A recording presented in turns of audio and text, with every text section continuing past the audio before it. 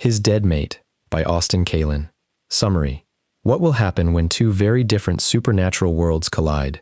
Will they be able to work together when one giant problem arises and threatens to take over the world? Find out. Drunk driving is a big problem in the world. One wrong decision can possibly end someone's life. That's what happened to Kasey Walker.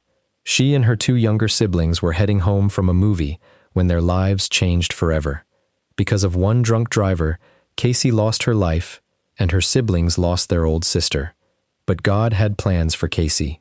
He made her a guardian angel. Zale has been the alpha of the Riverwood Pack ever since he was 18 years old when his father handed it over to him. Kasey was his human mate, but all that changed when she was killed. He felt a piece of him die, and he has never been the same. 3 years later, he felt a change.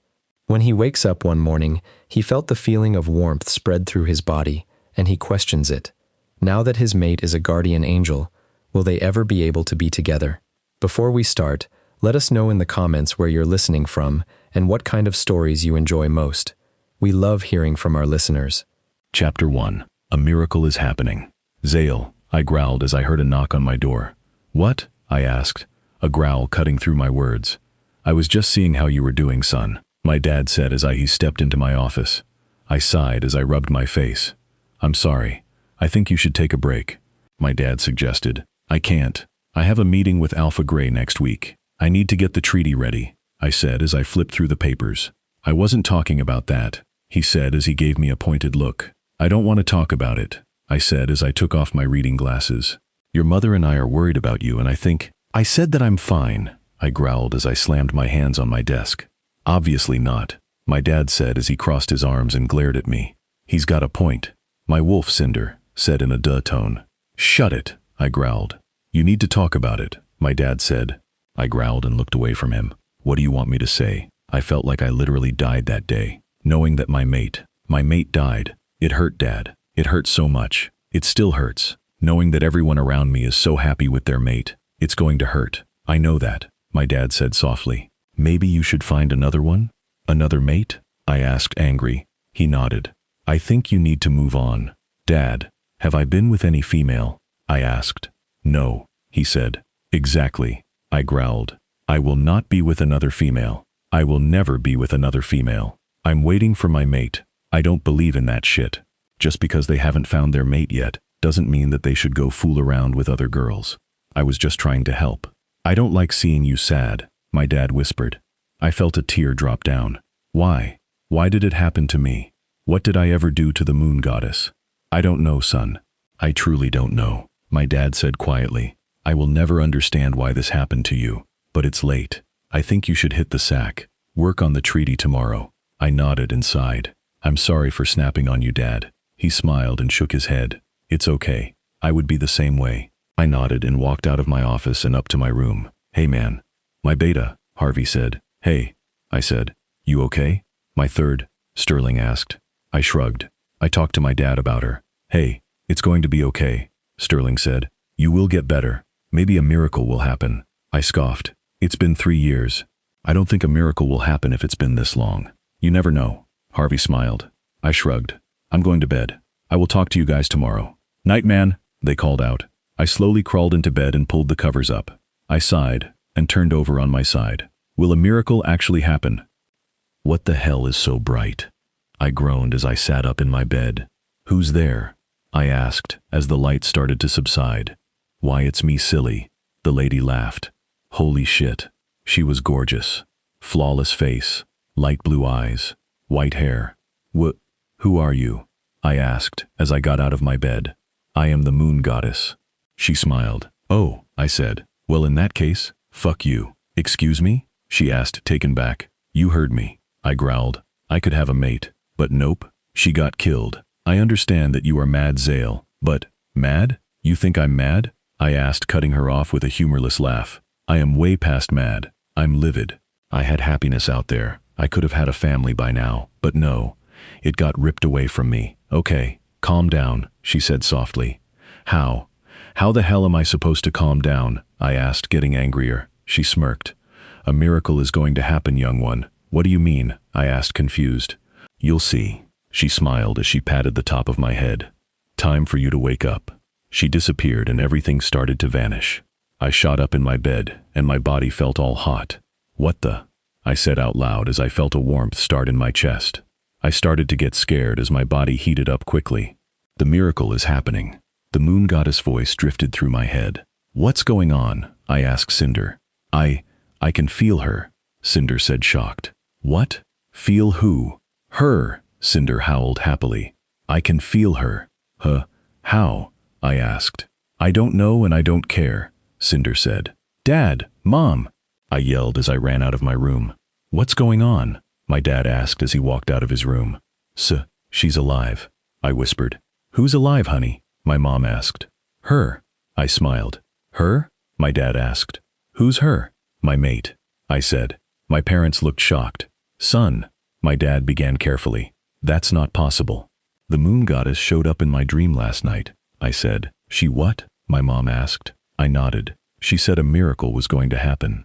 When I woke up, this warmth feeling spread through my body. Then Cinder said he felt her. "She's alive." Is that possible?" my mom asked my dad. He shrugged. "I don't know. I've never heard anything like that before." "Will the elders know?" I asked. "We can ask," my dad said. "Let's go ask," I said. Elder Jonah hummed as he tapped his chin. "Your mate coming back to life, you say?"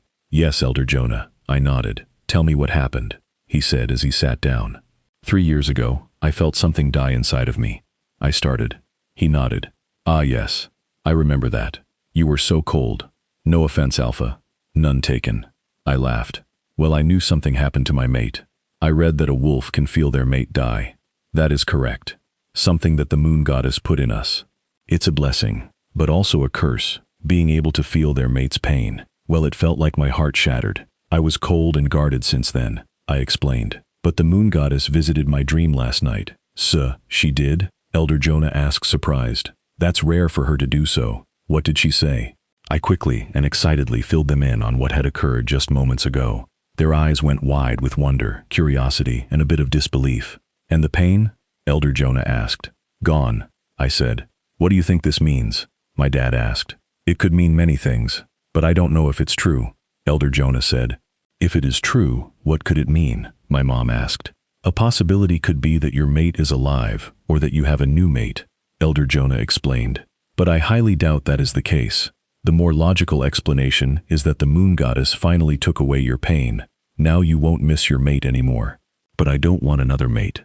I want the one that is meant for me," I said, determined. "Alpha," Elder Jonah sighed. "I don't think she is alive or you got a new mate. You only get one mate. The moon goddess probably thought that you suffered enough and finally took away the pain of losing your mate." "But Cinder said that he could feel her," I added. "That's gotta mean something, right?" "I'm afraid not, Alpha," he said, as he shook his head. "He might be mistaking the moon goddess taking away pain, as your mate is alive, and here," I growled as I stood up. "I don't care what you guys think. My mate is out there and I'm going to find her." With one final growl, I slammed the door and stalked down the stairs and headed outside. "They don't understand," Cinder growled as I shifted. I shook my fur out and stretched before I sprinted for the woods. "I really need a run." Chapter 2. My First Demon. Kasey. "So how are you feeling?" Maximus asked. "Good." I smiled as we sat on top of a building. "Are you sure?" Maximus asked. "You know you can tell me anything." I sighed as I looked out over the scenery. "It's just weird. You know?" I asked. He nodded. "I do know. I still remember my first time." "You never did tell me," I said. "You told me that you would tell me when I was ready. You are ready now. I was waiting for you to finish training." Maximus smiled. I laughed. 3 years of training, and now I'm finally ready to protect Earth. "Yes, you are." He laughed. "Okay." So I was with my wife at the bank. We were getting money so I could buy Selena her toy. I still feel like it's all my fault. I forgot to get the money the other day, so we had to go get it. "It's not your fault. It's never the person's fault," I interrupted. "I guess I'm glad that it was me and not her." He gave me a sad smile. We were next in line when it happened. 2 guys barged in wearing masks. The one had a gun and the other had a bat. I remember the one with the bat walking towards the cashier demanding money. "And the one with the gun?" I asked. He locked eyes with my wife. Maximus's voice cracked. He raised the gun, and I thought I would lose her. That's when I pushed her aside and took the bullet instead. I would do anything for my wife, and risking my life to save hers is worth it. I would do it over and over again if it meant her living. That's when I heard the sirens. The cops rushed in and took the two guys away. I remember seeing her face show up in front of mine. She was yelling for me, but I couldn't hear her, and that's when God himself made an appearance. I smiled at Maximus's face. He looked so happy. He told me I was worthy to become a guardian angel. And I did, the angel said, looking at me. I can check on my wife every day and see how Selena is doing. Did they ever find out who did it? I asked. He nodded. Turns out it was her ex-husband and his brother. He was still mad that she divorced him. But he cheated on her, I said. How could he possibly be mad at that? Because some guys are stupid, Maximus laughed. I nodded. Got that right. He went to open his mouth, but he was cut off by a scream. Let's go, he said. I nodded, and we jumped off the building. I pushed my wings out, and I was gliding through the air. Do you see anything? Maximus asked, as we both looked for the scream. I shook my head. No, I don't. Come on, where are you at? Wait, I yelled, as I saw the man outlined in red chasing a woman. There! Nice eye! Maximus smiled proudly. You want to do this one on your own? I smiled with a nod. Hell yeah, I do! Maximus laughed and nodded. You dive down. I'll watch from up here. Call if you need me. Will do, I said, determined, as I dove for the man. I landed outside the alleyway. Please, the lady begged. Please don't hurt me. That's my cue. There you are! I laughed as I walked up to the demon and the lady. They both looked at me confused. Well, who are you? The lady asked. My name is Stacy. I'm really sorry, miss. Is my boyfriend causing problems? I asked. Boyfriend? The lady and the demon asked. Yes, silly. I laughed as I walked up to the demon. My boyfriend and I are heading to a costume party. Well, that's a very good costume, the lady said with a nervous laugh. I really thought he was going to hurt me. Well, he really gets into character. I laughed. The demon went to speak, but I put my hand over his mouth. It was really nice to meet you, miss, but I think that my boyfriend and I need to head back to the party. I spoke up. Right. The lady nodded, still shivering in fear. I love your angel costume, by the way. Thank you. I smiled as she walked away. Well, more like ran out of the alley. You little brat, the demon growled as he took my hand off of his mouth. Yeah, I had an awful time. I think we need to break up. I sighed as I grabbed my silver dagger and stabbed him in the heart. Permanently. I took my dagger out and pushed him on the ground. He flipped me off before he turned to dust. Nicely done, Maximus said as he landed next to me. A good act, by the way. I laughed. Well, I felt bad for the lady. She was terrified. I wanted to make it seem less scary, but that seemed too easy. You did good, kid, and that was because he was a new demon, recently added to the demon army. He didn't have much training. He smiled as he placed his hand on my shoulder. I think it's time to head in. Actually, I said, as I looked up at him. I need to go do something real quick. Maximus gave me a knowing smile and nodded. Sure thing, Kasey. Thank you, I said softly, as I jumped up and flapped my wings. I soared through the sky looking for my house. Smiling when I spotted it, I flapped my wings faster and turned invisible right as I landed on the roof of my house. I miss her so much, I heard Sammy say. Me too, a Timmy say. Do you think we will ever see her again? Sammy asked. My smile widened as I sat down by their window. We will, Timmy said sternly.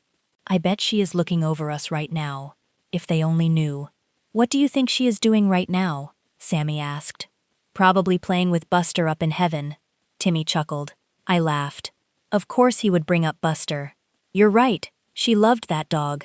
Sammy giggled. Who didn't? Timmy laughed. I heard Mom and Dad talking about visiting her grave. When? Tomorrow, Sammy said softly. Mom is still having a hard time. I know. So is Dad, but he is trying to be strong for Mom, Timmy added. I think Dad needs to let it out. What do you mean? Think about it, Sammy said as she got up. Dad never shows how much it hurts. He tries to act strong on the outside for all of us. I've only seen him cry a couple of times, but once he knows either you, me, or Mom is there, he stops. He always tries to act strong, but I can tell he's hurting on the outside. I think we should talk to him about it, Timmy suggested. We will tomorrow, Sammy said, yawning. We should probably sleep. Tomorrow is going to be a long day. You're right, Timmy yawned. Chapter 3. Invading Dreams. Kasey? Maximus asked. Damn. What's up? I asked into my earpiece. Where are you? Checking on my family. Okay, Maximus sighed. You need to hurry it up. I will, but this is the first time in 3 years that I have seen them, I stated. I know. Just make it quick. Once I knew that Sammy and Timmy were sleeping, I quietly opened their window and crawled in. I smiled as they both let out little snores. They were always snorers. I've missed you two so much, I whispered sadly. I'll be right back. I made my way out of their room and walked down the hall to my parents' room. I opened the door and saw them both cuddled up sleeping. I closed my eyes and went in their dreams. Really, Mom? Of course you would be reading outside. I looked over and saw my dad grilling. Those smell good.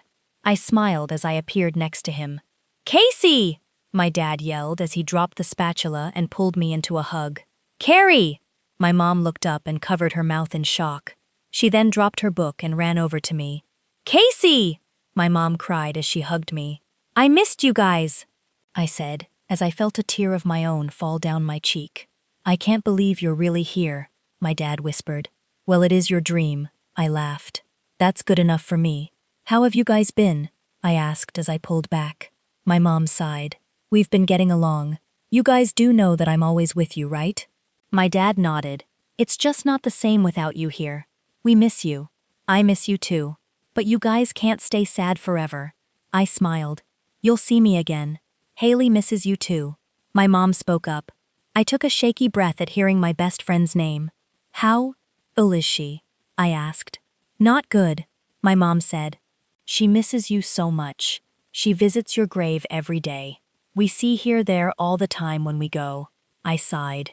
I wish she would stop being sad. Actually, all of you guys need to stop being sad. Your brother and sister are taking it hard too. We pass their room and hear them talking about how much they miss you. My dad explained with a pained expression. Like I said, I'm with you guys every day. Don't forget that. I smiled as I gave them one last hug. It's almost morning. I will come visit again sometime. Kasey, don't go, my mom pleaded. I smiled as I wiped a tear away from her eye. I will come back, Mom. I promise. You can't get rid of me that easily. She slowly nodded and gave me a hug. We will always love you, my dad said as he hugged me tightly. I love you guys too. I smiled as I pulled back. And Dad, I've been watching. It's okay to not be strong sometimes. You can let your emotions out. You have this whole family.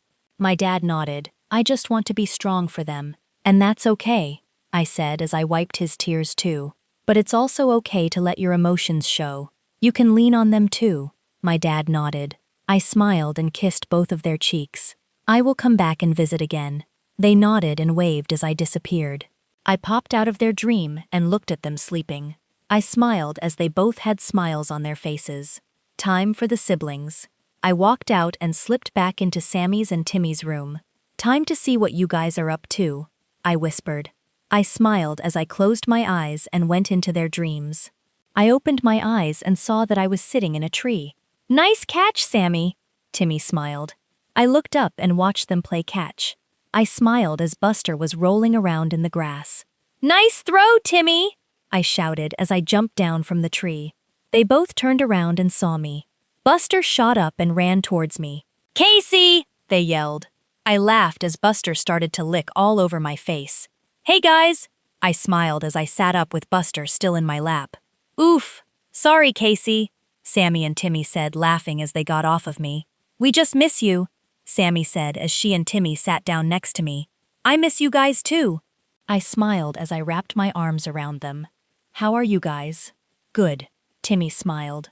We are going to visit your grave in the morning. Ooh, I'll be excited to see you. I smiled as I kissed both of their heads. Why are you wearing that costume? Sammy asked as she pointed to my armor and wings. I laughed. It's not a costume. It's not? Sammy asked. Are you really an angel? Timmy asked, excited. I nodded. I'm a guardian angel, actually. That is so cool, they yelled. Is that actual gold? Sammy asked as she touched it. I laughed and nodded. And actual silver. My sword, staff, and dagger are made out of silver. Can I see? Timmy asked. I nodded and stood up. I first took out my sword and dagger. That's awesome, they smiled. Where's your staff at? Sammy asked. I laughed and put my sword and dagger away. I reached behind me and pulled my staff out. Are those gems? Timmy asked, amazed. I nodded. A ruby and sapphire. It's so cool, Timmy smiled as I put it away. I want to tell you guys something, I said as they stood up. What's that? Sammy asked. I want you guys to know that I will always be here for you. Don't think for 1 second that I am not. I am watching over you guys every second of every day, I said sternly. You're our guardian angel. Timmy smiled. I smiled right back. Exactly. I am your guys' guardian angel. That means that I am with you two all the time. I will always protect you guys and Mom and Dad. That makes me feel so much better, Kasey, Sammy said as she wrapped her arms around my waist. Me too. Timmy smiled as he copied Sammy. I hugged them back. It's almost morning, so that means that you guys will need to wake up soon. But we don't want you to go, Sammy said worriedly. What did I tell you before? I laughed. That you are always with us, Sammy repeated. I nodded. Exactly. I will come visit you guys soon. Okay, Timmy said. We love you. I love you too, Squirts.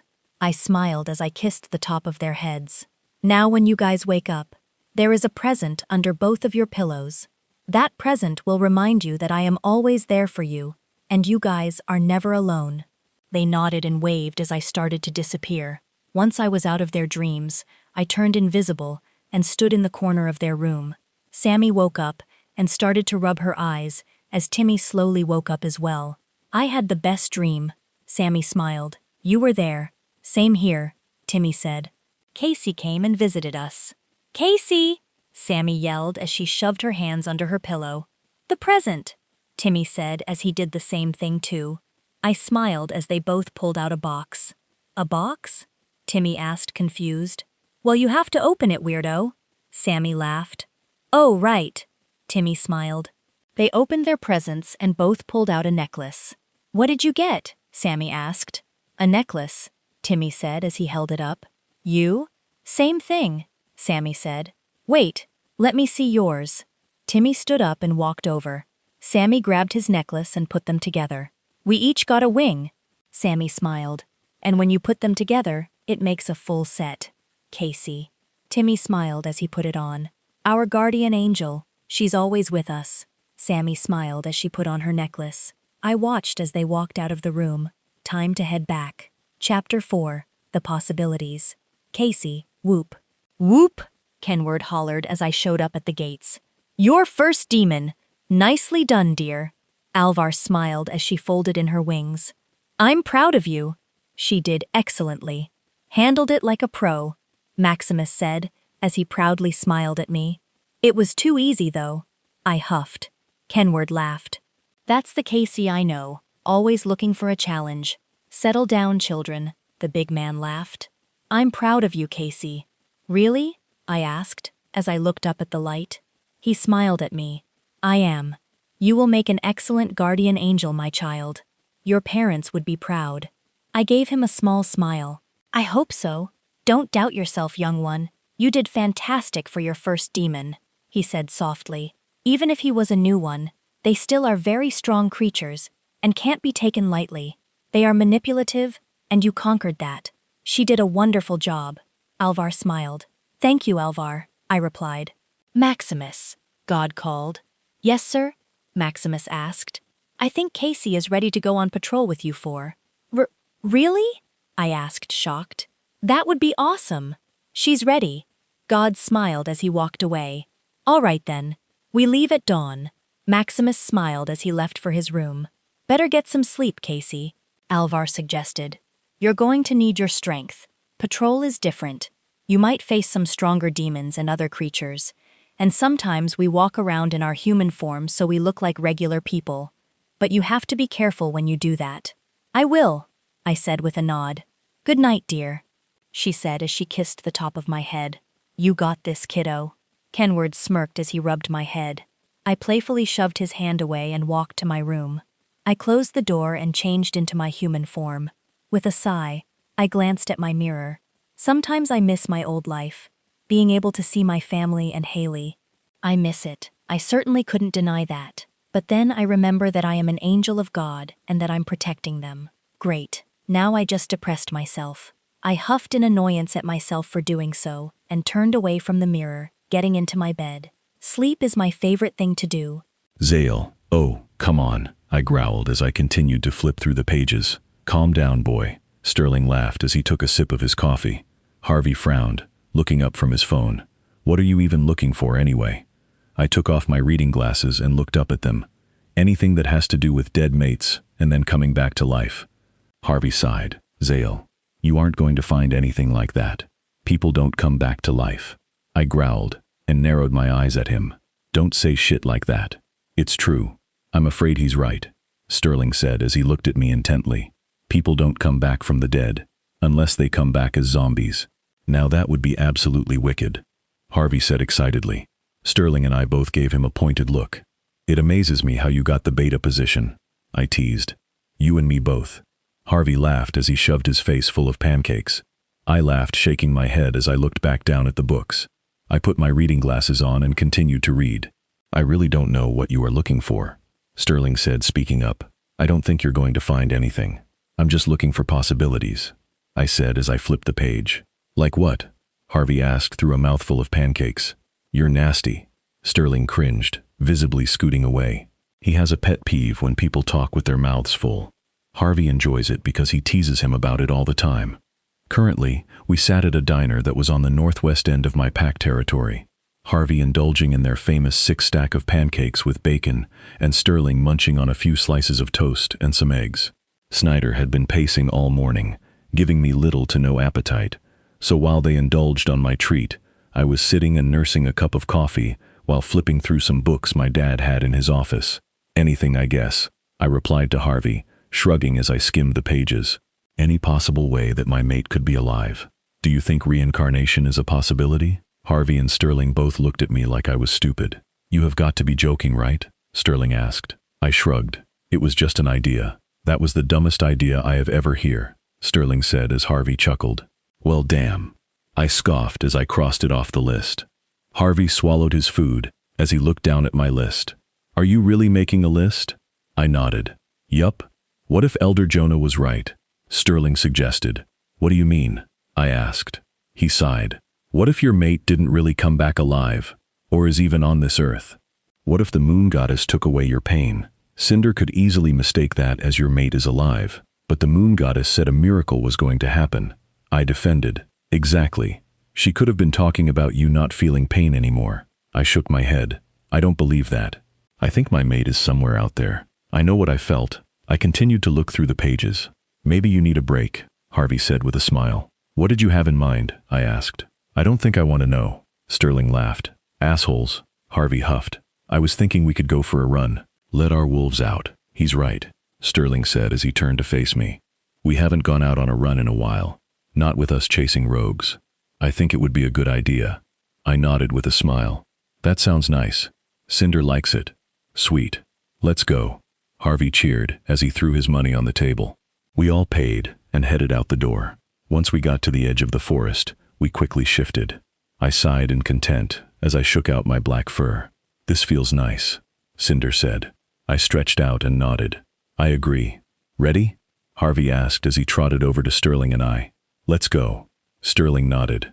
Harvey howled and took off into the forest. Come on, losers! Damn it, Sterling growled as he ran after Harvey. I laughed and followed suit. This was actually a good idea, Harvey, I admitted. See, Harvey laughed. I have good ideas. Not all the time, Sterling teased. Some of them are pretty scary. I gotta agree with Sterling, I added. Some of them you have to be stupid to go through with.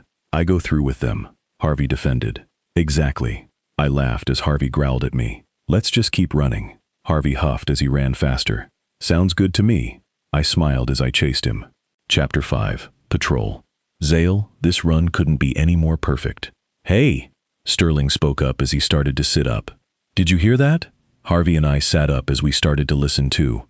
Is there something over there? Harvey asked in confusion, also hearing the crunching of twigs and leaves. Maybe it was a deer or something. I think so, I said as I started to slowly take steps toward the noise. Keep quiet. I can't smell anything, Sterling said as he started to get on guard. Me neither, Harvey growled quietly as he looked around. It's coming from over there, I said, nodding in the direction of the noise. We followed the noise and came around a tree. Is it up in the tree? Harvey asked. Get back, I said as I crouched behind a bush as the leaves started to rustle. Harvey and Sterling got down on either side of me, and we saw a buck fall from the tree. Well, more like a mutilated buck. Holy shit, Harvey gasped as he jumped backwards. Oh my goddess, Sterling said quietly as a black figure jumped down from the tree. What is that? Harvey asked as he gulped. I don't know, I whispered quietly, but I definitely don't like it. The thing was huge. It was black, had red markings all over its upper chest, white eyes, and giant black horns. What did you get? A deep voice asked as it vibrated through the trees. The black creature looked up. I got a buck. I was hungry. So they can talk, Sterling noted. I looked over and saw who he was talking to. This one was equal in size, except he was all red and has black markings on his chest. He also had big, black horns, but he also had large, leathery bat-like wings tucked against his back. What are those things? Harvey asked, thinking out loud. Well, hurry up with that, the red one growled. The boss needs us back. Boss? I asked as I looked over at Sterling and Harvey. Despite the growing fear that was crawling up my spine, my wolf was growing agitated of the apparent threat we have on our land. I've never seen anything like that, Sterling said in a slightly scared voice. Yeah, I know. The black one stopped talking and started to sniff around. Do you smell that? All I smell is the blood coming from the buck, the red one stated. No, the black one growled as he shook his head. I smell wet dog. Rude much? Harvey growled. Never mind that, the red one said as he rolled his eyes. We have to get back or else boss will kill us. You're right, the black one said, agitation evident in his voice. I watched amazed as the red one grabbed the black one and then started to flap his wings. We need to go tell my dad, I said determinedly. I think you're right, Sterling said as Harvey nodded. Kasey, are you ready for your first patrol, kiddo? Kenward asked. I nodded frantically. Oh yeah, I am. I'm so excited. Actually, I'm way beyond excited. I think Kasey and I will take the streets today. Alvar smiled as she looked at me. What do you think? I smiled back and looked down at the city as we flew over it. I think that would be fun. Sweet. Maximus laughed. Kenward and I got the air above you guys then. There's an alleyway that we can change into, Alvar said, as she pointed down below. Let's make it quick. I nodded and followed her down. We tucked in our wings so we could go down faster. Remember, Alvar whispered, and we landed quietly on the ground. We have to make it quick, and then act like regular people. I nodded, and turned invisible as I changed forms. Once the coast was clear, we turned visible again, and walked out of the alleyway. You guys in position? Maximus asked through our earpieces. Yes, I said, as Alvar nodded at me. This is weird. What is? Alvar asked as we started to walk down the sidewalk. I don't know, I said with a shrug. I guess just walking down my old streets. It's been 3 years. Alvar nodded. You'll get used to it, Kasey. It was weird for me too. It was, I asked. Okay, good. At least I'm not the only one. She nodded. I wasn't ready to feel all the emotions that I would get. I passed my house on my first patrol. I broke down crying. Maximus told me that it would get easier. It does, but you still feel sadness. That part will never go away. I'm glad that I met him. He's been a real help. He has, Alvar agreed. So, I have a question, I said. What's up? Alvar asked, as we started to cross the street. When I killed my first demon, Maximus said that he was a new one. I explained as I thought about it. How can he tell? I was wondering when you were going to ask that. Alvar laughed. Demons have horns. The one I killed didn't. I spoke confused. Exactly, Alvar nodded. Demons that have horns are the older and more powerful ones. If a demon doesn't have horns, then he is a new recruit. So their strength is measured by how big their horns are, I asked, trying to grasp the idea. Alvar nodded with a smile. The bigger the horns, the more powerful they are. I looked forward and nodded to myself. Okay, I think I got it. And you already know how to tell if it's a demon or a human, right? I nodded and smiled. If it's a demon, they are outlined in red, and if it's a person, they are outlined in gold. Very good, Alvar said with a proud smile. I'm impressed. You catch on quick. I laughed. Thank you. My parents always said that I was a fast learner. They're right, Alvar said. Guys, Maximus yelled. What's up? I asked as I touched my earpiece. 2 flying our way. Well, 1 is flying, the other is hitching a ride. Kenward explained. Send him down here, Alvar said as she looked up. We'll take care of him. Roger that, Kenward said. How long do you think it'll— Damn, that hurt. A deep voice grunted. Never mind. Alvar laughed as we ran towards the voice. That person is going to be so mad, I stated as the demon crawled off the car that he had just landed on. The demon growled and brushed off his clothes. It's even uglier up close. Alvar smirked as the demon stopped brushing his clothes and looked up. The demon growled at us. Buzz off, brats. No can do ugly. I smiled as he narrowed his eyes at me. You're going down. The demon looked confused for a second before a look of recognition ran across his face. He chuckled to himself. Angels. Should have known. Got that right. Alvar smirked as she charged him. I cringed as I watched them go through a building wall. Kinda cool. Kinda looked like it hurt, I said to myself as I ran after them. Damn little lady, the demon groaned as he stood up. You got some punch. I'll admit, kind of impressed. Thank you. Alvar bowed before she changed back to her normal form. Ready, Kasey? Ready. I smirked as I changed back as well. Huh, the demon said as he looked me up and down. You got a younger angel with you. Yes, I do. And she can kick ass. Alvar smirked. I smiled as I ran up the demon and punched his gut. Shit! He grunted as he bent over. I grabbed his head and slammed it on my knee. Right as he was about to fall, I drove my foot into his throat, sending him flying back into the next wall. Nicely done, Alvar said as she ran up to me. Watch out! I looked back and saw the demon get up and brush himself out. It barely put a dent in him, I thought to myself. He cracked his neck and rolled his shoulders. That was cute, he teased. Let me show you how it's really done, I gasped as he lunged for me. I let out a grunt as he smashed me into the ground. The demon jumped off of me, and I rolled onto my side as he was about to punch me. His fist pounded into the ground, and I used that as a distraction to stand up and get away from him. I bent down just in time as he charged at me, and he flew over me. You have to be careful with this one, Kasey. He's older and more powerful, Alvar warned. I took a look at his giant black horns that sat on his head. Just great. Let's dance. The demon smirked as he walked towards me. Well, yeah, see? I let out a nervous chuckle when I took a step back. I'm not much of a dancer. Then I can just smash your face in. Well, that was just rude, I said, glaring at him. I reached behind me and grabbed my staff. You want to do weapons? He laughed as he grabbed a flail. Fine by me. Seriously? A flail? I asked. Where do you think we are?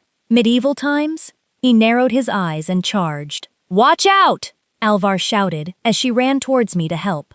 I jumped to the side and quickly turned around. The demon growled as he whipped his flail at me. I cursed as a spike broke the skin on my arm. I growled and swung my staff at him. The staff hit his foot, causing him to fall down and drop the flail. I ran towards the flail, but he was quicker than I was. Got ya, he smirked. My eyes went wide in shock as he raised his flail. I raised my arms in front of me, bracing for the blow, but it never came. When I lowered my arms, I saw his arm laying on the ground, and black sludge started to ooze from his cut shoulder. Alvar placed her sword back and grabbed my hand. Thanks, Alvar, I said as she quickly pulled me up. You bitch, the demon growled. That was my good arm. Heads up! I heard Kenward yell in the earpiece. I was about to ask why, But the next thing I know, the ceiling collapsed. I shielded my face with my wings, so the dust wouldn't get in my eyes. I looked up just in time to watch the other demon land on top of the demon that we were fighting. The red demon with the wings started to turn to dust. I leaped forward and took out my silver dagger, seeing as he was trapped beneath concrete and the other demon. He howled out in pain as I pierced his heart. Grace wins every time. I smirked as he turned to dust. Are you two okay? Maximus asked as he flew through the hole in the ceiling. I nodded. I'm good. Me too. Alvar said. She took a deep breath. Kasey, you're bleeding, Kenward said worriedly as he flew over to me. I waved him off. I'm okay. Promise. We still need to get you checked out. Your wing looks dented too. I looked behind me and sighed as I saw that he was right. Must have been when he tackled you, Alvar stated as she looked at it. Just great, I mumbled. Come on. Maximus smiled. I think you had a good run today, but you need to rest. He's right, Kenward nodded with a worried face. You won't be able to do much with a dented wing. But, Kasey, no, Kenward said with a stern look. We are going back home and that's final. I sighed and nodded. I guess there is no point in fighting with them. They would win. I'll give you a ride, Maximus said as he picked me up. Thank you, I said gratefully. No problem, Maximus smiled. I'm glad I have Maximus. He's like another dad to me. When everyone was ready, they all jumped and flapped their wings. Since when do demon have wings? I asked. I was never taught that when I was training. They don't, Kenward said as he looked over at me. Then how did that one get wings? I asked worried. I don't know, Alvar spoke up as she looked deep in thought. They might be evolving, or Lucifer is doing something, Kenward said with narrowed eyes. Well, either way, we have to tell God. He's not going to like this one bit, Maximus mentioned as everyone else nodded. Just great. Flying demons. What's next? Enjoying the story so far? Don't forget to like the video, subscribe to the channel, and let us know your thoughts in the comments. Chapter 6. Take a rest. Kasey. There she is. Nurse Lena smiled. Hey! I chuckled as I sat down on the bed. Now tell me. Lena looked at me with a laugh. How did you manage to dent your wing, dear? I got tackled by a demon, I said, twiddling my thumbs. A strong one, too. Kenward laughed. Should have seen the horns on that sucker. Did you win? Lena asked with a smile. I nodded with a wink. Of course I did. Don't get too cocky, kid, Kenward smirked. There are plenty more out there like that one. And some are stronger. I groaned. That's what I thought. Kenward laughed. Now I need to go talk to Maximus. Take it easy, Case. I nodded and watched as he walked out of the room. That looked serious, Lena said worried. Is everything all right? We faced a demon with wings today, I explained. Wings! Lena gasped. But that's not possible. I know, I sighed as I shook my head. Kenward told me that they don't normally have wings. Lena shook her head. They don't. Demons' bodies are structured differently than ours are. Their bodies aren't supposed to hold wings. They aren't built to have wings. Their center of gravity would be way off if they did. Then how come that one did? I asked, as Lena grabbed some wrap. He flew like he's had wings ever since he was born. That's not right, Lena said confused. Now hold still real quick. I was about to ask her what she meant, but it was already too late. Damn! I yelled as she pulled on my wing. I heard a pop, and Lena grabbed the wrap. There! She smiled as she wrapped it up. All better. Easy for you to say. I grimaced as I looked at my wing. A knock on the door captured our attention. Come in, Lena called. What happened? Maximus asked, worried as he looked at me. Lena killed my wing. I frowned as I stroked the part of my wing that she pulled. Maximus relaxed but rolled his eyes and laughed. So dramatic. I stuck my tongue out at him, and he chuckled to himself. I had to pull it so her wing out popped back into place. The demon must have weighed a lot if he dented it that much, Lena explained as she put the wrap back into the drawer. Oh, trust me. He did. I nodded. Maximus laughed and stood next to me. Thank you, Lena. No problem. She smiled sweetly and then turned to me. Now, Kasey, no flying for the rest of the day, but be careful tomorrow. We are lucky that we can heal a lot faster and more easily. I nodded, and she walked out. You okay, Kasey? Maximus asked, as he sat down in the chair that was next to the bed. Yes, I'm fine, I smiled. Just making sure. Maximus said a little shakily. Are you all right? I asked confused. You're one of us, Kasey. We are going to always worry about you, Maximus explained. And especially me, because you remind me so much of my daughter. Really? I asked, smiling. That is a huge compliment coming from Maximus. He nodded. You are stubborn, smart, kind. You are just like her. You remind me of her, and when I see you, I think of you as my own daughter. Thank you, Maximus, I said as I pulled him into a hug. It's nice to know that I have someone like you. You've always acted like my dad, and it's nice. Thank you, he smiled. And I'm going to always act as your dad. Of course. I laughed as he gave me a pointed look. So that means no boys, Maximus said strictly. And it starts, I teased as I jumped off the bed. I'm just saying, he commented as he put his hands up. You don't need any distractions. Now you sound just like my real dad. I laughed. Good. Maximus smiled, and he stood up proudly. So, how are the demons with wings going? I asked. Maximus's face turned serious.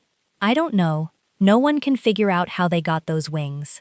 Lena told me that their bodies aren't built for wings, I said, remembering what she told me earlier. Maximus nodded. She's right. Their bodies aren't proportioned correctly. They are top-heavy, so adding wings would only make it worse. Do you think their bodies could be changing? I asked as I thought about it. Like to match the balance of having wings? It's a possibility, he said, thinking out loud. Oh, but you need to rest. We have to talk with God later. I nodded and laid back down on the bed. I'm glad that you are all right, Kasey, Maximus said, as he kissed the top of my head and left the room. I sighed as I looked up at the ceiling and thought about everything that happened today. I wish my parents were here. Zale, what are you talking about, son? My dad asked as he leaned forward in his chair. We ran into some creature, I said as I looked at everyone. We don't know what it is, though. It was weirdly shaped. Harvey spoke up. Its upper body was bigger. What did it look like? My mom asked. One was black, with red marking all over its chest. It had white eyes and really big black horns. Harvey explained. The other one was the same size, except he was red with black markings. He too had really big black horns, but this one had wings. I heard gasps come from around the room as all my pack members looked at me in fear. I've never heard of such a thing, Elder Jonah said. Have you? Elder Ken shook his head. No, I haven't. This is all new to me. Great. Even our oldest elders have never heard of it, Cinder said. My dad sighed as he rubbed his forehead. What else happened? They have a great sense of smell just like us. One of them could smell us, I added. They are very strong from the way that they look and can obviously fly. They can smell like we can? Elder Ken asked. I nodded. Where are you going with this? Elder Jonah asked. Do you have an idea on what it can possibly be? Elder Lois asked quietly. I really don't know, Elder Ken admitted as he faced her.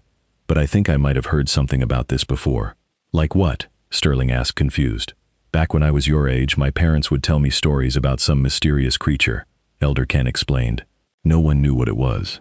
They never got a chance to get a good look at one or even met one. They would always disappear, and the way you describe them makes me believe that we are talking about the same creature. How do you know if it hasn't been seen before? I asked.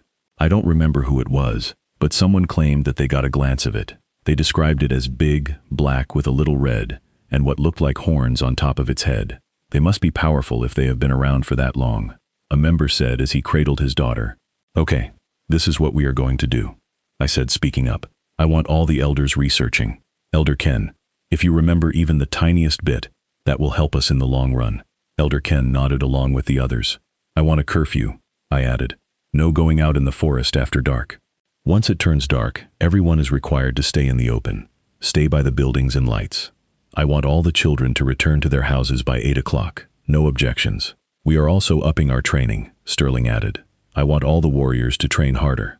I agree, I replied to Sterling's comment.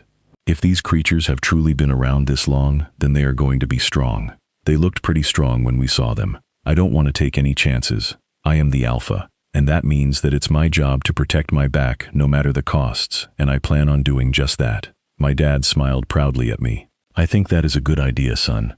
I nodded and looked back out at my members. Meeting dismissed. I want everyone to stay inside tonight. Lock all the doors and windows. We will talk more about this tomorrow. I heard a bunch of yes alphas as everyone got up to leave. I think the curfew was a great idea, Zale. My mom smiled as she walked up to me with Dad. I just hope it's enough, I stated worriedly. Those things were huge. I don't want them anywhere near my pack. My dad nodded in understanding.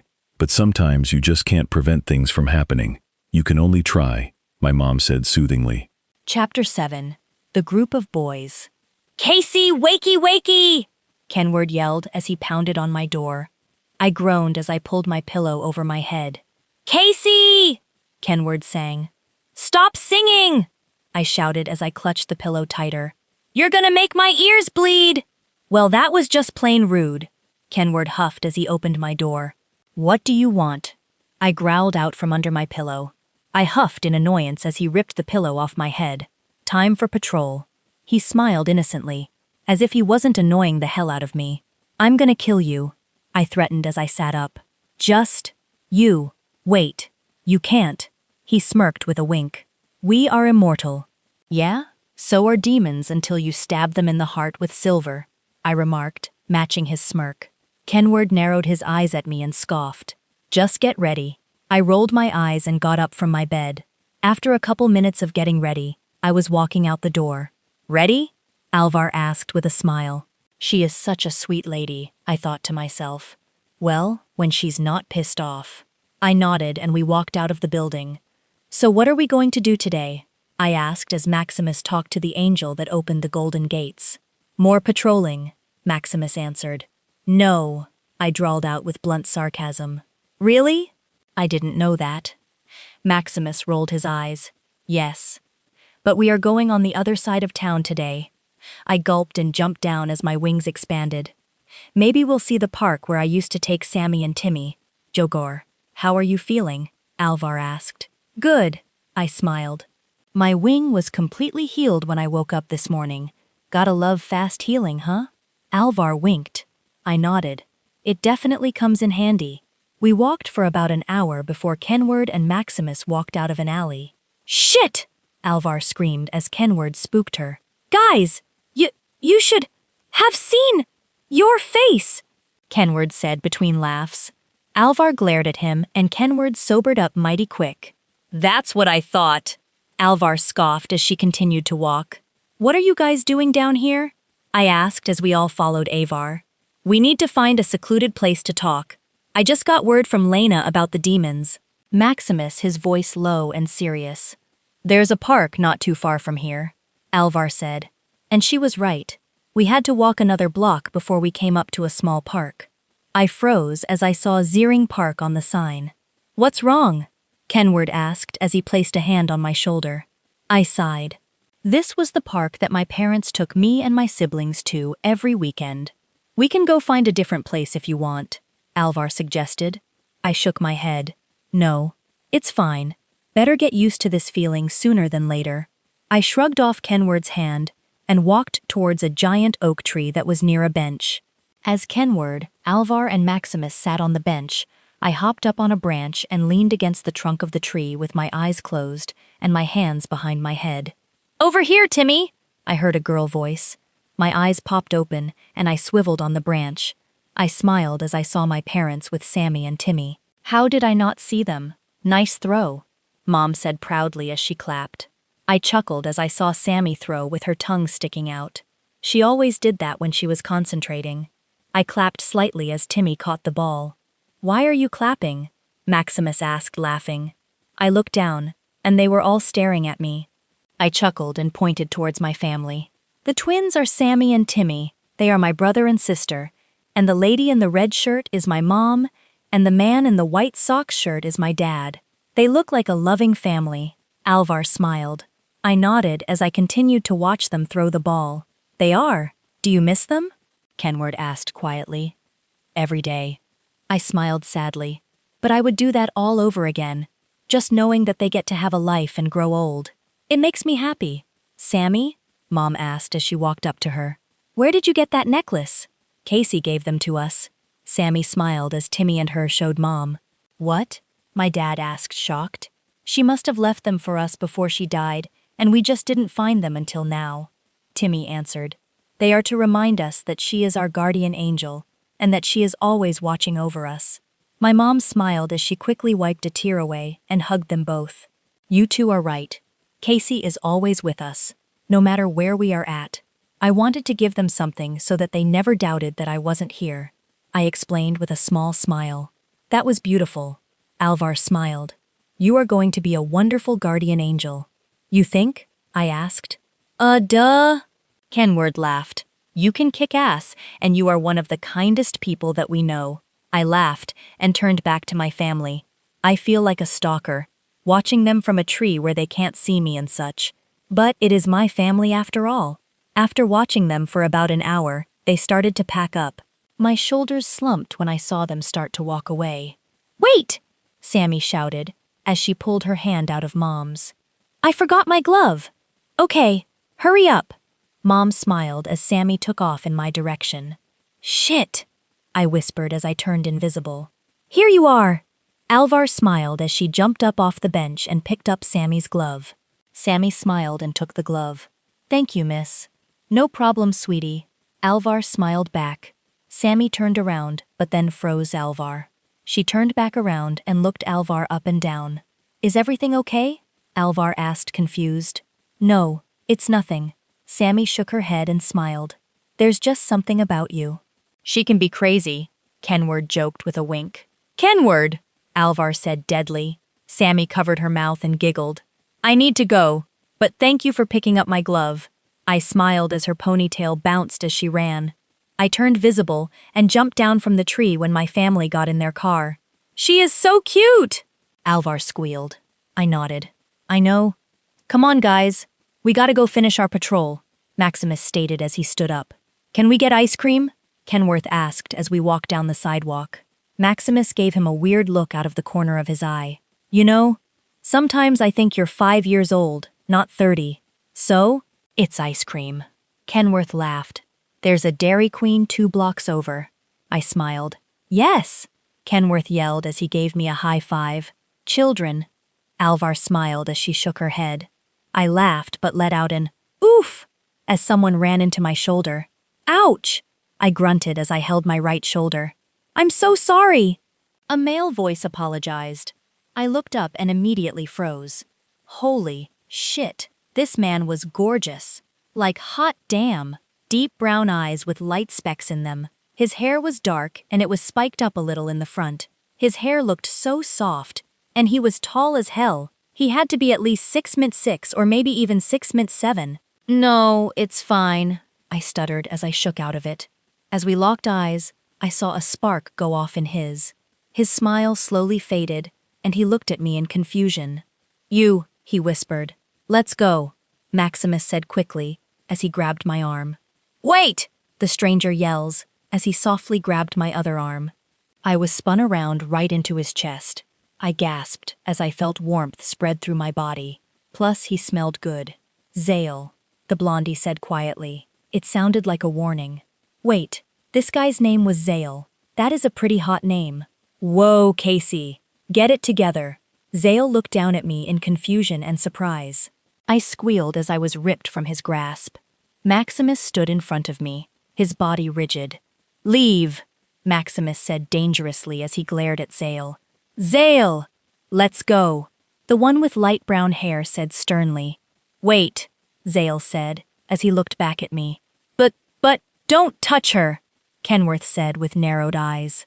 Zale looked at me with a heartbroken expression, but then it turned to anger. Maximus matched his expression and stepped forward. You better turn around and walk away before I kick your ass. Zale kept his glare, but Blondie pulled him back. Let's go, now, Blondie said sternly. Zale huffed and turned around and walked away. I looked at his retreating figure confused, but then that's when I smelt it. Come on, Kenworth said quickly as Maximus put me in between the two of them. Was that? My voice trailed off. A werewolf? Yes, Alvar said in a serious voice. Why did you guys act like that, though? I asked, confused. All 3 of them were outlined in gold. I know, Maximus said from behind me. Werewolves don't know that angels exist, and neither do vampires. They only think that werewolves and vampires are the only supernatural creature that walk Earth, and it has to stay that way. But we are angels. If someone believes in heaven, then they believe in angels, I said in a duh tone. Not like that, Kenworth said as he looked at me. They believe that angels just stay up in heaven and whatnot. They think we are just like the ones in the stories. White robes, small feathery wings, carrying a harp, that kind of stuff. They don't know anything about guardian angels and who we actually are. Oh, I said in small voice. What was that all about back there then? I'm not sure. I feel like I've heard of that before, but I can't put my finger on it, Maximus said as he tried to think. Maybe he noticed she didn't have a scent. Alvar suggested. Well, whatever it was, we can't let werewolves know that we are here. Even if we look like humans, we can't have them suspicious. He's right. Kenworth nodded. We just need to finish patrol and get back up to heaven. I nodded and continued to walk. I need to be more careful then. Chapter 8, Saving the Wolves. Zale, I swear, if I'm late, someone is going to die, I growled, running through the park. Oh, calm your tits, Sterling laughed. I wanted ice cream. We have ice cream at home, you know, Harvey said, rolling his eyes. True, but we are right next to a Dairy Queen, Sterling defended. I rolled my eyes, getting slightly annoyed. Watch out, Harvey said quickly. I was about to ask what he was talking about, but I ran into someone. Ouch. A girl's voice grunted. Shit. I quickly spun around and looked at her. I'm so sorry. I apologized. I looked down at her and froze. Damn. She was absolutely breathtaking. She had long, wavy, dark brown hair and gorgeous gray eyes. This girl is so tiny and it's so adorable.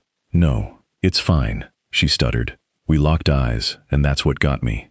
It can't be, Cinder said quietly. Mate, Sin, she's alive. I felt my smile slowly slip. You, I whispered. Let's go, the older guy stated as he grabbed the girl's arm and started to pull her away. Wait, I said loudly as I softly grabbed her other arm. I might have pulled her a little too hard, because she slammed into my chest. I froze as I felt the warmth spread through my body like wildfire. Is it her? It has to be. But I don't know how. Cinder replied confused. I'm not picking up her scent. Cinder was right. She had no scent. Zale, Sterling said quietly. She gasped as the older guy pulled her away from me and stood protectively in front of her. A father, maybe? He looked nothing like her, though. Now wait just a moment, Cinder growled. Leave, the man said dangerously as he glared at me. I matched his glare and took a step towards him. Zale, let's go, Harvey said sternly as he pulled me away. Wait, I said as he looked back at me. But, don't touch her, the other man said with narrowed eyes. I looked down at the mystery girl like my heart was just ripped out of my chest, but that expression was soon gone as my anger took over. The older man matched my angry expression and stepped toward me. You better turn around and walk away before I make you regret this. Oh hell no, Cinder growled. I held my tongue as I felt a growl desperately want to come out. Let's go, now, Harvey said. I went to run after them, but Harvey and Sterling pulled me back. Don't, man, Sterling said seriously. Something's not right with those four, Harvey mumbled as he watched them walk off. I couldn't smell them. I nodded. I couldn't either. Are you okay? Sterling asked me. I don't know, I said truthfully. When we touched, I felt warmth, sparks. But that means, Harvey whispered. But she didn't have a scent. None of them did, Sterling mentioned, trying to process the situation. How can a person not have a scent? I asked. It's not possible. Everyone has a scent, Harvey commented. Hell, vampires have a scent and they aren't even living. I think we need to talk to the elders about this one, I said, but only after my meeting with Alpha Dunham.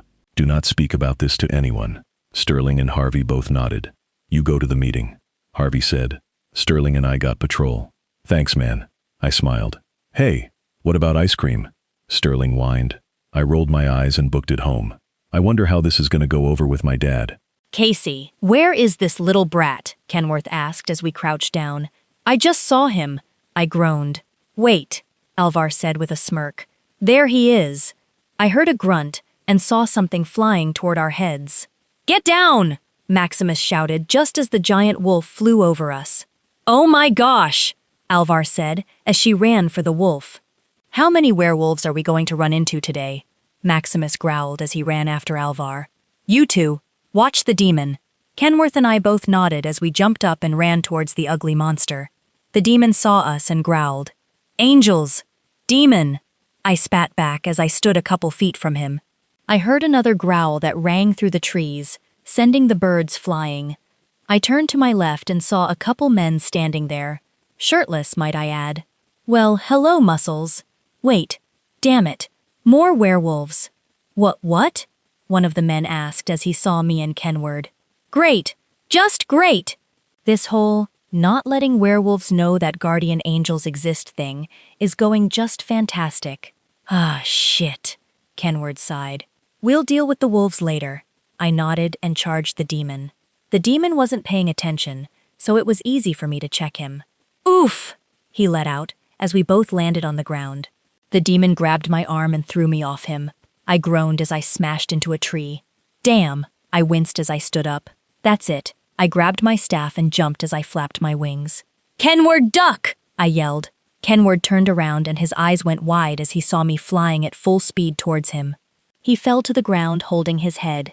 The demon turned towards the werewolves and took his daggers out. Oh no, you don't! I tucked my wings in, making myself go faster, and rammed into the demon. We both landed on a tree, and I heard it crack. I stood up and tried not to fall.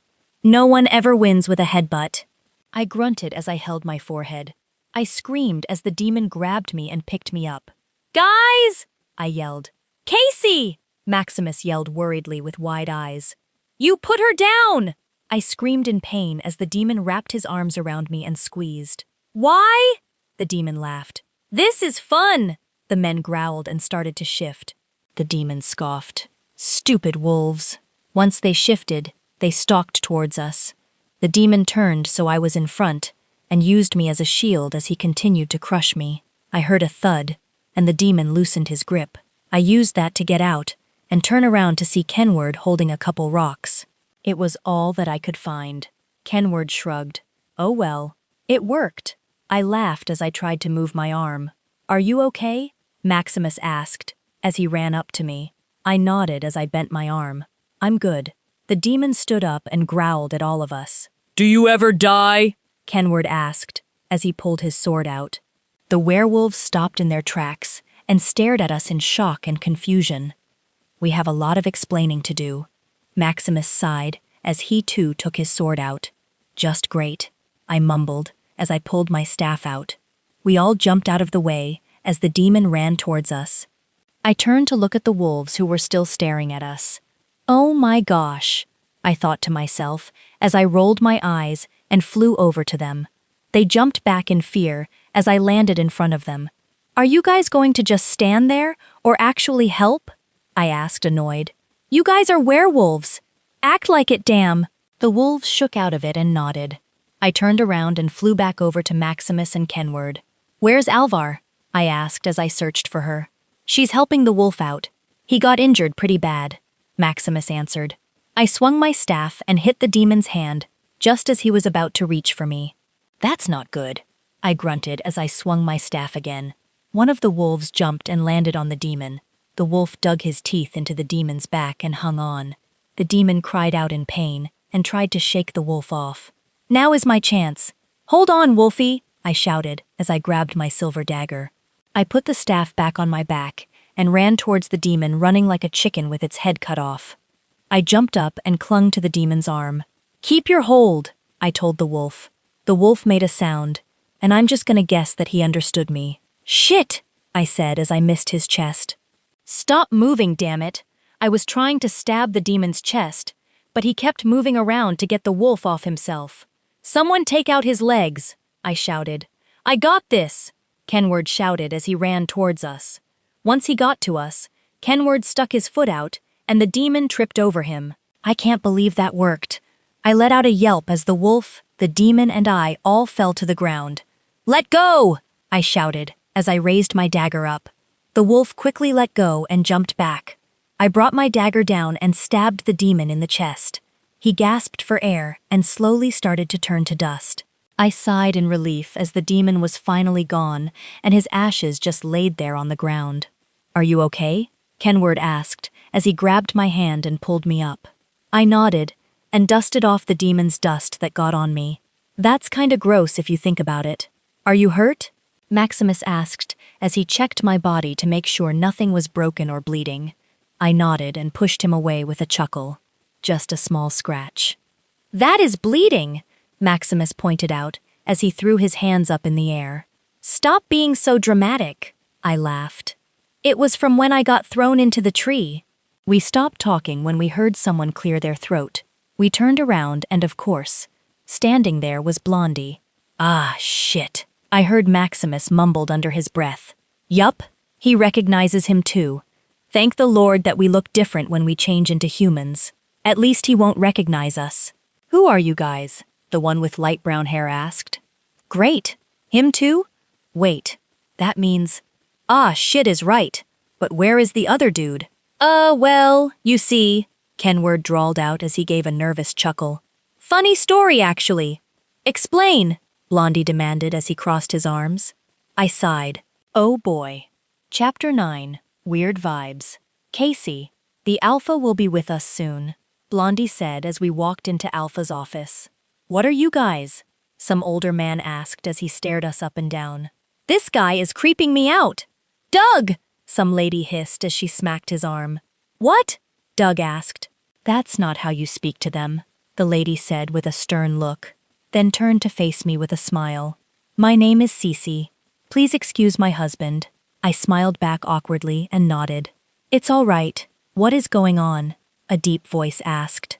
I gulped as I felt the familiar tingles go down my spine. Only one person has that voice, and I remember who. Maximus glared at Zale and scooted closer to me. Zale, Brownie said as he pointed to us. Zale stopped as his eyes widened. Holy shit! Zale! Doug yelled. I'm sorry, Dad, but do you not see what is standing in front of us? Zale asked, astonished. I crossed my arms and glared at him. We do have feelings, you know. Zale's eyes snapped to me, and they widened even more. Oh shit. How? Zale asked, confused. How could it be? Yes, son, Kenward said, as he stepped forward. It's sure. Are you guys really? Blondie asked, as his voice trailed off. Maximus nodded. Angels? Yes. How is that even possible? Doug asked. There is heaven and hell, Maximus explained. What we are about to tell you, you are to not say a word. Everyone that saw us is in this room, and we are going to keep it that way. Got it. Everyone nodded. Good. Kenward smiled as he rubbed his hands together. Story time. Maximus rolled his eyes. We are what you call angels, but more specifically, guardian angels.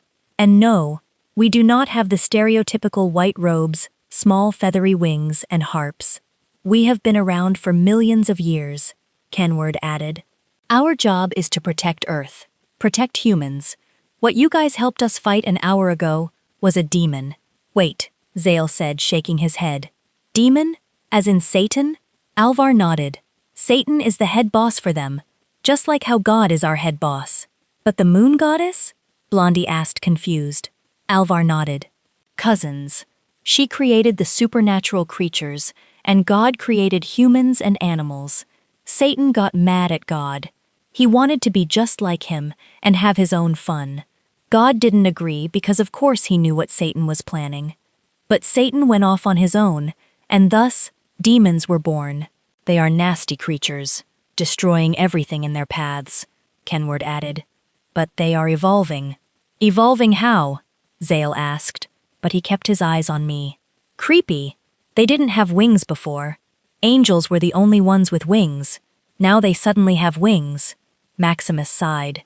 We don't know how, though. We think that Satan had something to do with it.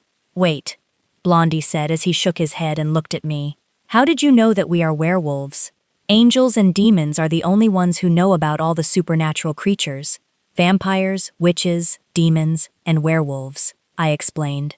No one else knows that angels and demons exist. It was supposed to stay like that. Not our fault, Brownie hissed. Harvey! Kasey yelled. Sterling started it. Harvey accused. Blonder, I mean, Sterling scoffed. Now at least I know their names. So how come we aren't allowed to know about you? Harvey asked, confused. Maximus sighed. I don't really know the true reason. God just wanted it that way, and no one questioned it.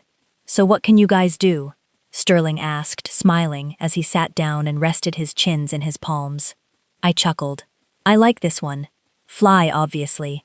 Kenward laughed. With some heightened senses and being able to turn invisible. No way! Sterling said, amazed. Kenward smirked and disappeared.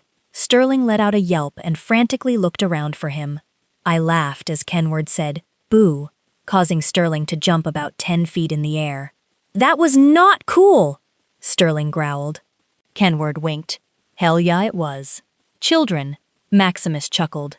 But all joking aside, you guys are the only ones who know about us, and it has to stay like that. No one else from your pack can know. We are being very serious about this. Doug nodded. Of course, sir. We won't tell anyone. Please, call me Max. Maximus smiled. Doug smiled and they shook hands. Oh, I'm Kenward. Kenward smiled. But you can call me Ken. Alvar stepped forward. I'm Alvar. I love your name. Cece gushed as Alvar smiled. I can tell that these two will become great friends. Zale looked over at me expectedly. Kasey, I said out loud. Zale, he said as he shook my hand. I gasped silently as I felt sparks, and I quickly retracted my hand. Zale smiled as he stared at his hand. I have a question, Harvey said as he tapped his chin. Oh, good Lord, Sterling groaned. What's that? Maximus asked. Since you guys are angels, are you dead? Harvey asked. Kenward laughed and nodded. Yes, that is how God chose us to be angels. Really? Harvey asked. Now look who's interested, Sterling teased. Yup, it's official. I like Sterling. He's funny. Harvey rolled his eyes. I'm curious. I have a serious question, Doug said. How do you kill demons? Silver, I answered quickly. Right to the chest, everyone gasped. What? Alvar asked, obviously confused just like the rest of us. They are just like us, Zale said, shocked. Oh, trust me. You guys are nothing like demons, I said. Zale shook his head. No, silver wounds us. It can even kill us too. Oh, I said, surprised. Did not know that. Demons are a little different. Maximus spoke up.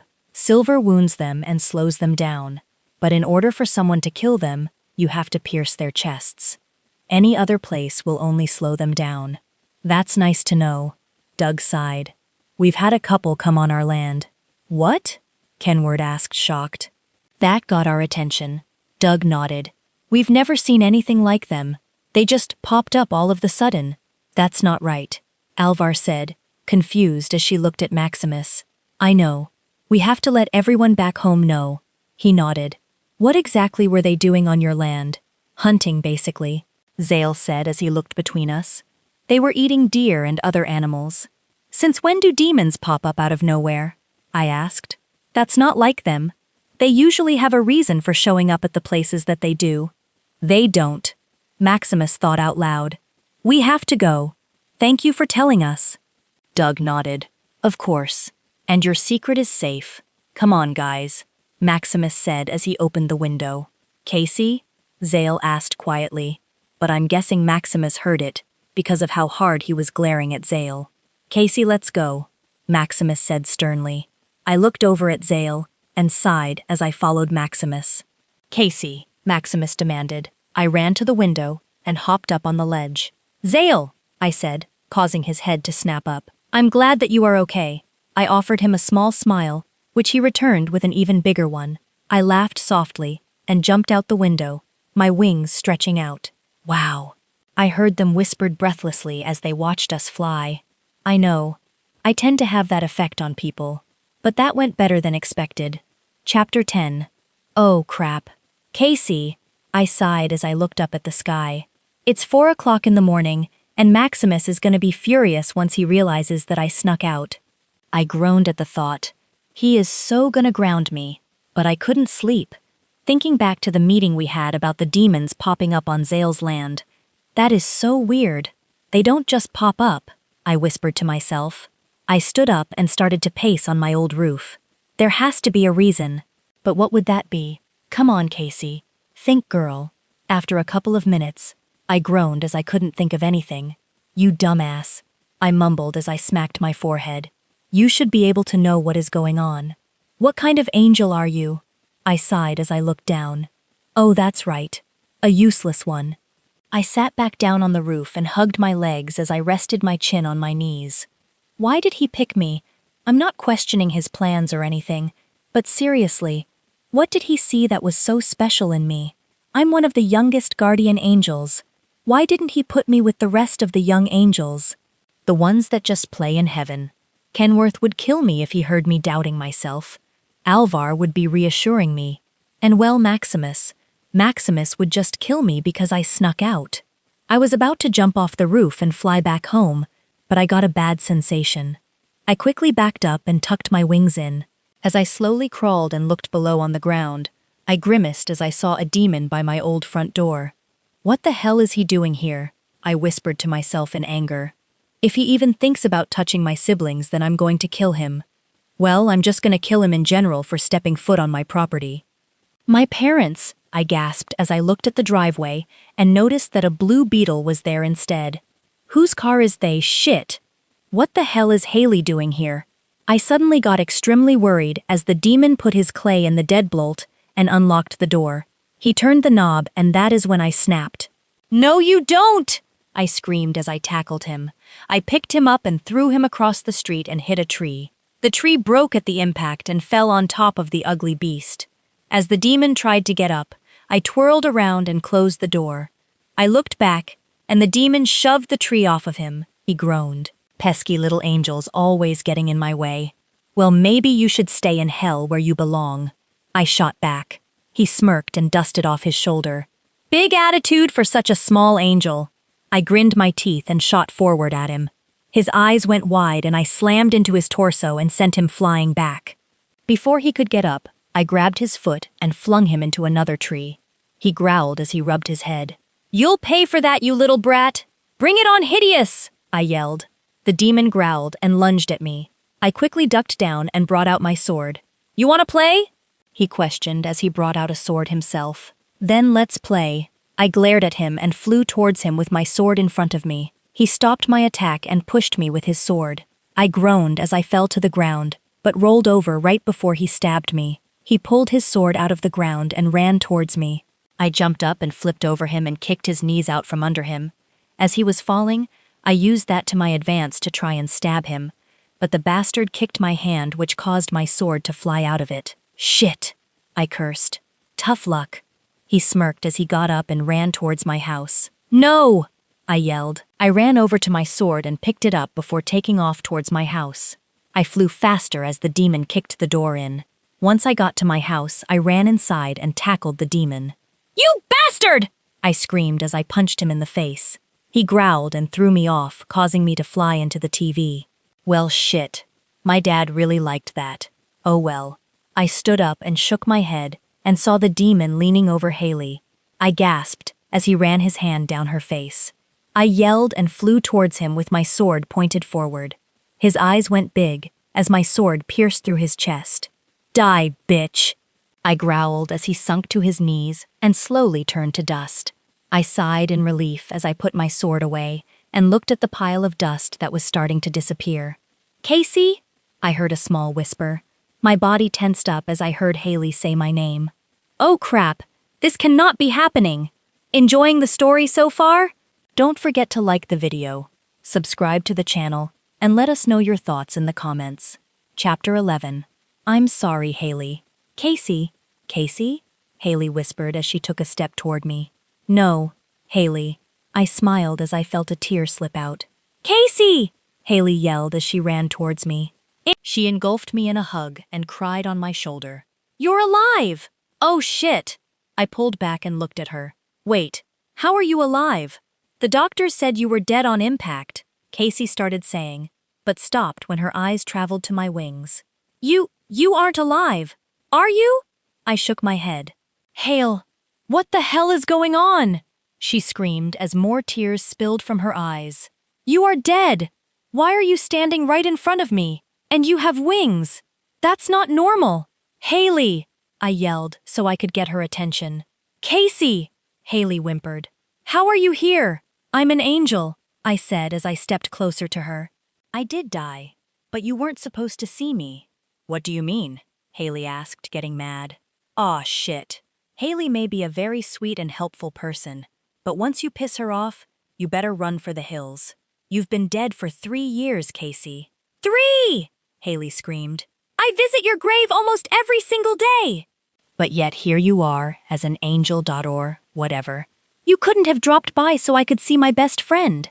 I closed my eyes as she continued to scream at me, and I felt a tear slip from my eye. Why didn't you stop by, Kasey? I opened my eyes and saw Haley crying. I pulled her into a hug. I'm sorry, Haley. She pulled away and stared at me. Why? I let out a sigh. I'm what you call a guardian angel. Or a warrior angel, whichever you prefer. The only reason I'm here was because there was a demon. Haley gasped and looked around the room. Is that why the TV is smashed? I let out a nervous chuckle. Yeah. He kinda threw me into it. Wait, what? Haley said. Is that the red thing I saw you stab with your sword? I nodded. How the hell did I not wake up? Haley asked, laughing. I chuckled. Because you're a deep sleeper. And I mean a very deep sleeper. I just can't believe you're here. Haley smiled as she pulled me in for another hug. I smiled and hugged her back. It's really nice to see you. As I let go, I saw Maximus standing outside the window looking furious. Son of a bitch! Haley? I asked, as I pulled her over to the couch. What's up? She asked, as she sat down next to me. It was really nice seeing you and all. I've missed you so much, I said with pain in my voice as I closed my eyes. I love you, Haley. You're the best sister a girl could ever have. Kasey? Haley asked, confused as I touched her forehead. What are you doing? You can't know about us. I have to go, I said sadly, as I closed my eyes and focused. I won't forget about you. Kasey, no! Haley screamed as she tried to grab my arm, but she didn't get my hand off in time. I watched with tears, and Haley slowly fell back on the couch asleep. This entire thing will all just be a dream to her. I stood up and bent over to kiss her forehead. I'm always watching over you and the twins. I made my way over to the broken door and tried to make it look normal, which was an epic fail. And 3.2.1, where the hell do you think you were doing? Maximus yelled as he walked over to me. Saving them from a demon, I snapped back. You snuck out of heaven, Kasey. You can't do that, I sighed. I couldn't sleep. So, Maximus yelled as he threw his hands up in the air. That doesn't give you the right to sneak out. Not alone. I glared at him. I can handle myself, and I needed some time to think. Maximus sighed. I didn't mean it like that. I know you can, sweetie. I was just worried. Well, don't, I yelled as tears were streaming down my face. You aren't my dad. Maximus gasped silently and stared at me in disbelief. I shook my head and wiped my tears away before I shot towards the sky. I wish this never happened to me. I woke up and quickly got ready. Staff. Check, I said as I put it on my back. Sword sharpened. Check, I mumbled as I looked at the blade. Let's do this. I closed my bedroom door and made my way to the lobby. I cursed to myself as I saw Maximus already standing there with Kenward and Alvar. Kasey. Alvar smiled as I walked up to the group. Are you ready? I nodded and headed for the gates. Is she okay? I heard Kenward whisper. Yeah, she's fine. Maximus sighed. When we finally got the golden gates, they opened and we all jumped down. I got ground, I said sternly as I folded my wings in tighter so I would move faster. I'll go with, Kenward said as he did the same thing. Once we reached the ground, we both turned to our human form when no one was looking. Kasey! Kenward yelled as he ran after me. What is the matter? Nothing you should be concerned with, I snapped as I continued to walk towards the forward. Where are you going? Kenward asked as he caught up to me. Patrolling, remember? I said as I looked up at him. Wait, Kenward said as he stopped in his tracks. We can't go this way. Why not? I asked as I continued walking. Maximus specifically told us to not go near Zale's territory. Really? I asked in sarcasm. I didn't know it was this way. I don't know why, but Zale has been on my mind. It's like I can't stop thinking about him. My brain keeps telling me to go see him, but I don't know why. Kasey! Kenward yelled as I didn't stop walking. He doesn't have to know. I am not lying to him, Kenward said as he shivered at the thought of lying to Maximus. Don't blame him. I never said that. I just said that he doesn't have to know. I smiled.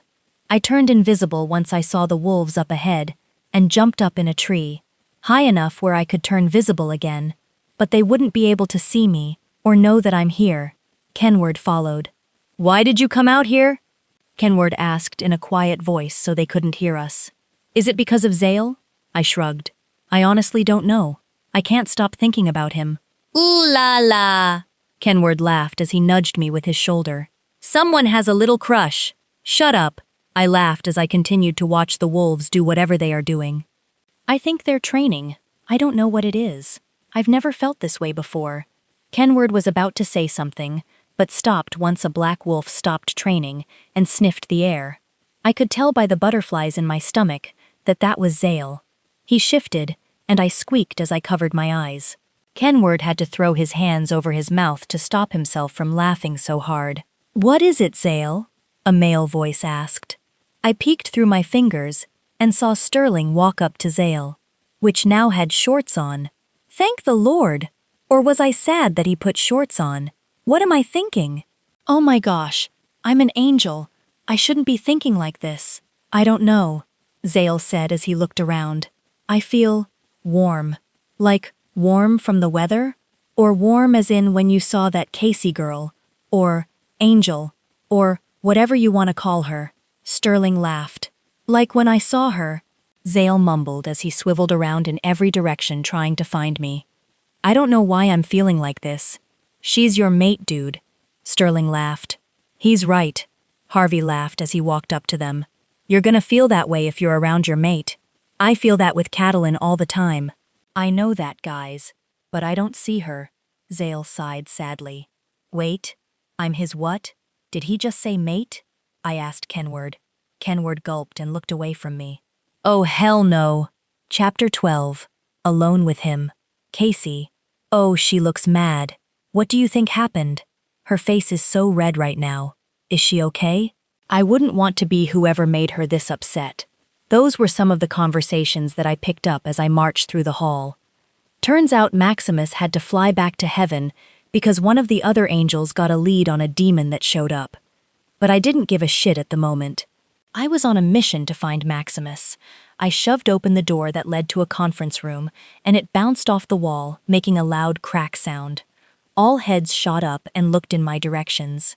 Kasey, wait! Kenward yelled as he ran after me. I balled my fists up as I made eye contact with Maximus. Kasey, dear! Alvar said softly as she walked up to me. We need to approach this in a calmly manner. What's going on? Maximus asked, confused as he walked my way. You bastard, I said lowly. The angels in the room gasped at my behavior, but I didn't give a shit.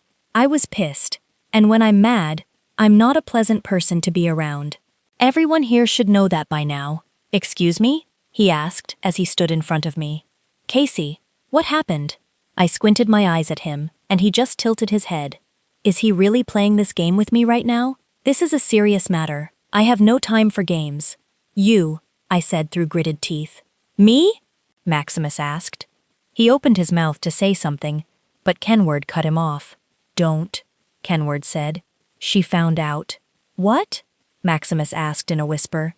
You knew all along that I had a mate, I stated. Maximus looked like a fish out of water. I normally would be on the floor laughing by now, but I was too pissed. I felt my eye twitch. Why didn't you tell me? Maximus started off, but then he looked kind of mad. Werewolves do not belong with angels, and besides, we have a mission to do. Nothing can get in the way of that. I know we have a mission, and who said it would get in the way of that? I screamed at him. And besides, that isn't your call. Everyone needs to calm down. Please, Alvar begged. Okay, I'll admit. Not telling you was a bad idea. Maximus sighed. But I didn't want you to know, because I didn't want anything to distract you from the mission. So that's why whenever we were by him, you wanted to leave? Because you knew I would start to see the signs, the constantly pull, me always thinking about him. And when we shook hands, that spark of electricity that I felt, I yelled. Why did you keep this from me? Maximus looked down ashamed. I was trying to do the right thing. I scoffed and turned around to leave. Where are you going? Kenward asked carefully. To go calm down, I mumbled as I slammed the doors shut behind me. Look at me. I'm Maximus, I mumbled as I kicked a pebble around. I don't allow fun. I don't allow any distractions. Blah, blah, blah. I missed the pebble with my foot. Damn it, I groaned and picked up the pebble and threw it. Ow! I heard someone yell. Shit! I gasped as I ran to where the voice was. I hope I didn't hurt him too bad. I froze once I saw who it was. Oh crap. Where did that come from? Harvey asked, laughing. Maybe a squirrel threw it at him, Sterling said as he busted up laughing. Yeah, laugh it up, Zale mumbled as he rubbed the back of his head. Uh-oh. I slowly took a step back and turned around. Crack! I cringed as I stepped on a twig and broke in half. The three boys quickly turned around and went on high alert, but relaxed once they saw me. Kasey, Zale smiled, but then got confused. Kasey? Hey boys. I laughed nervously, with a small wave. What are you doing here? Patrolling, Sterling laughed. You're on our land. I looked down on the ground at my feet, and then looked back up. Right. I knew that. Zale laughed and gave me a warm smile. What are you doing here? Sterling teased as he asked me my own question. Little bastard. Patrolling as well, I said back. For what? He asked. Like demons? I nodded. Correct. It's still weird to believe that those things really do exist, Harvey said. And I'll admit, those things are hella scary. Oh, trust me. I know. I laughed. It's nice to see you again. Zale smiled. I looked over at Zale and I found myself smiling back. You too. Sterling. Harvey smiled. I think I heard my mom calling for us. Sterling nodded. I think so too.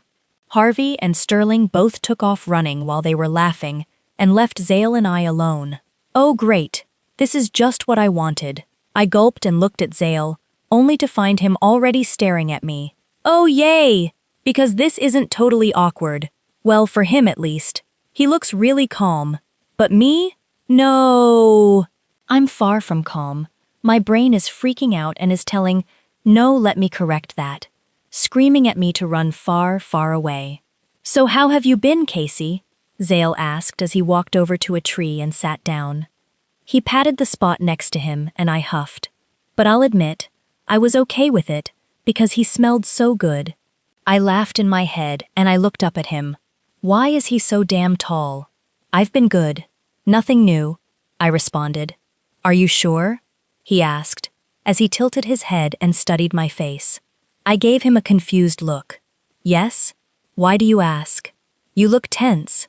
How did he know that something is wrong? No one can ever tell. I've learned to hide it very well, and people always believe it. Kasey, Zale said softly with a small smile. You know you can talk to me, right? I sighed and started playing with the grass. Maximus and I got into a little fight. About what? Zale asked, concerned. You, being my mate, and a werewolf. I snuck out the other night and visited my house I used to live in when I was, well, alive, I said, letting out a small chuckle. Wait, Zale laughed. You snuck out of heaven? I nodded with a smile. Well, that's not something that people usually hear every day. I let out a laugh. It's actually a lot harder than you think. Really? He asked, looking shocked. Ooh, tell me about it. I giggled as I looked at his face. His puckered out his bottom lip and folded his hands as if saying, please. I nodded. Well, heaven is just like you could imagine it. Pearly white gates and golden paths. Angels everywhere. Everyone is always happy. I looked at Zale for a moment, and he had this look of awe written all over his face. I smiled and continued. Those are the normal angels, the ones who die and get sent to heaven because they believe in God and ask for forgiveness of their sins. See, just because you believe in God doesn't mean that you get sent to heaven. You have to show him that you truly are one of his followers and ask for forgiveness of his sins. Is he nice? Zale asked. Yes, I nodded. But when he's angry, you better run. Zale laughed. Continue, please. Then there are the warrior angels, or guardian angels, whichever you prefer to call us. I shrugged. We are the ones that hold meetings and patrol Earth, but we can transform into a human. That form is the most recent version of us when we were alive, right before we died. But because we are angels now, that isn't our true form anymore. That is just a safety mechanism for when we take turns patrolling on Earth. We are also the ones that can directly speak to God. That's honestly really fascinating. Zale smiled big. It's amazing up there. It's so free. I smiled back. Oh, blah blah blah. A voice hissed. I jumped up at the voice and saw a demon. Of course. Geez. Can I ever get a break? Ooh, I smell a dog. The demon smirked. It must be you, Zale growled. Calm down, boy, the demon teased. Can you sit? Sit down. Come on, puppy, sit. I took a big step away from Zale. I honestly think he is about to blow up. Kasey, you need to leave, Zale said through gritted teeth. I scoffed. Hell no! I'm the angel! The demons are my responsibility! I have many wolves on their way. They can't see you, Zale warned me. You have to leave. I groaned, but I complied anyway because I knew he was right. Take this, I said as I quickly grabbed my sword. Stab him in the heart. The handle is covered in cloth. You won't be touching the silver. Remember, heart only. Any of place will only slow him down. Zale nodded and took my sword. I took off to the sky, right as the other wolves showed up. Coward!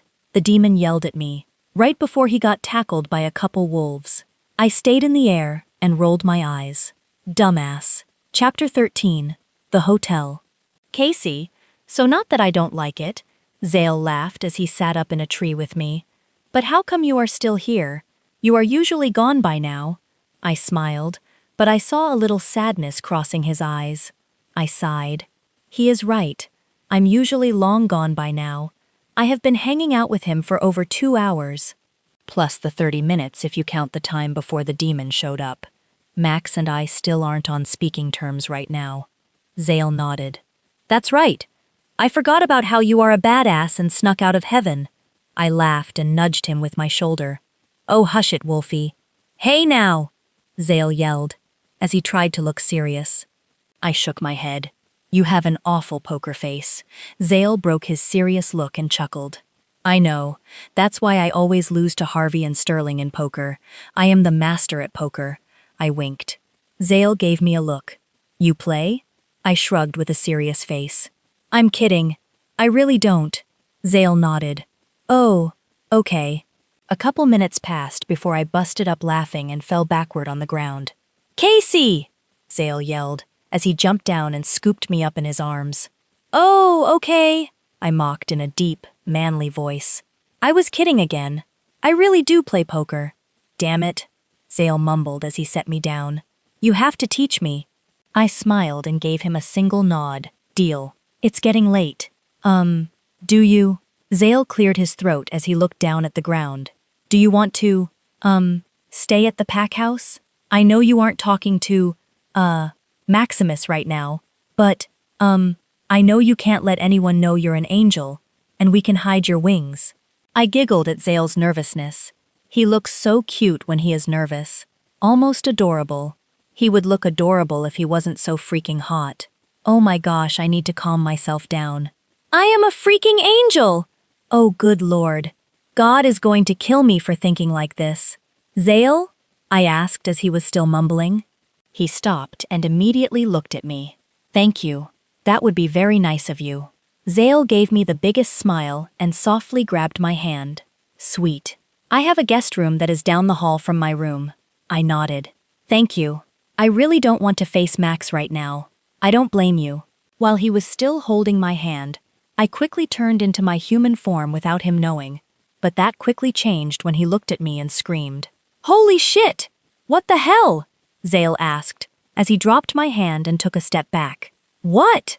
I asked, trying to hide my laugh as I shrugged. Your pack members aren't supposed to know I'm an angel. I have 2 forms. Good Lord. Warn a guy next time, would you? Okay. This time I can't hold it in anymore. I started laughing so hard that I had to hold my stomach. Oh my gosh, his face. It was priceless. He jumped back and started failing his arms. He looked like he was trying to imitate a ninja. Yeah, laugh it up, Zale growled as he continued to walk. Oh my gosh, that was priceless. I continued to laugh as I wiped a tear from my eye. Hey, wait up! Zale stopped walking and I accidentally ran into his back. Warn a girl next time, would ya? I fired his words right back at him as I rubbed my nose. He turned around and studied me. Wait a minute. What? I asked, confused as I wiggled my nose around. Just have to make sure it's not broken. His back feels like a damn wall. Why do you look familiar? Zale asked quietly before his eyes got wide. Holy shit! Well, I can tell you, shit is not holy one bit. What? I asked again. I met you before, he remembered. In town. I accidentally ran into your shoulder. That's why I felt those sparks. I was confused until I remembered that day. That was the day Kenward wanted to go to Dairy Queen and get ice cream. I nodded. Sorry about not telling you about that. Part of the whole, people can't know we exist thing? Zale asked, laughing as I nodded. I got ya. It's okay. I smiled and kept walking next to him. I really love how Zale is so understanding. I'm pretty sure my feelings for him just increased by, well, a lot. This is kind of scaring me. The walk to his pack house was surprisingly short, but damn was the house huge. It honestly looks like it could be used for a hotel. Zale smiled at me before he opened the door. I stepped in after him and saw everyone was outlined in gold. Zale, honey? Cece asked quietly as she looked around the corner. Who is this? Zale was about to speak up, but I beat him.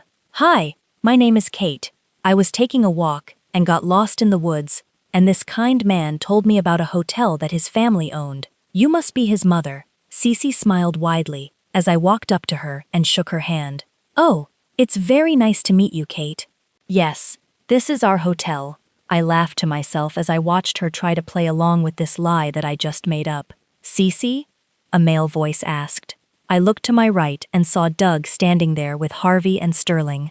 Harvey and Sterling both had shocked faces. I'm pretty sure they both remembered me. Hey guys, Zale called, as Harvey and Sterling reluctantly tore their eyes off of me and landed on Zale. Can you guys please help me get one of the rooms ready for Kate? They looked back at me and nodded before they both turned around and followed Zale. Hi, sweetie, Cece smiled. Kate, this is my husband, Doug. His sir. I smiled as I shook his hand. It's very nice to meet you. Again. Hi there, Kate, Doug mumbled, as he tried to hide his confusion with a smile. Your son found me and told me about this hotel that you guys own. I repeated. I was walking in the woods and I got lost. It was getting really dark, and I didn't know which way was my house. But that's when Zale found me and told me about this hotel.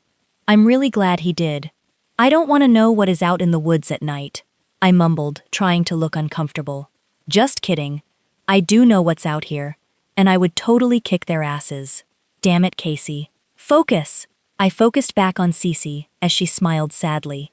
Oh my, I'm sorry to hear that, dear. Well, don't worry, we have a room available for you. Doug cleared his throat, finally catching on and smiled. Yes, of course. Zale left to go get your room ready for you. Thank you so much. I smiled back. Man, I love these people. They are so kind. Where do I pay? Doug shook his head. It's on the house. Okay, good. Because I don't have any money. Are you sure? I asked. Cece nodded. We are sure. We are just glad that you are safe. Your name is Kate? A girl with long, straight brown hair asked me. I nodded. That's me. Oh, cool, she gushed as the blonde girl next to her laughed. My name is Kalin. Nice to meet you. I laughed. I'm Sunny. Not the crazy one. Sunny giggled as Kalin rolled her eyes and huffed. Well, sorry, I'm excited to see a new face here. I'm tired of seeing these other guys all day, every day. Do you two stay at the hotel as well? I asked. Hotel? Sunny asked before Cece cleared her throat. Oh, you're right. Yes, we do. We are staying with our boyfriends. Ooh la la. I laughed as they both blushed. Who are they? Ready, Kate? Zale asked. I jumped as he just randomly appeared. It's okay. He scares a lot of people with that face. Harvey laughed as he looked at me. Zale must have told them, because both he and Sterling look a lot more comfortable, and they both keep giving me weird looks. Kind of like they know something I don't. Well, I guess they do know something, but I also know it as well. I laughed as Zale rolled his eyes and crossed his arms. Be nice, babe. Kalin chuckled as she smacked his arm. Kate, this is Harvey, my boyfriend, and that other weird-looking guy is my boyfriend, Sterling. Sunny smiled as she pointed to him.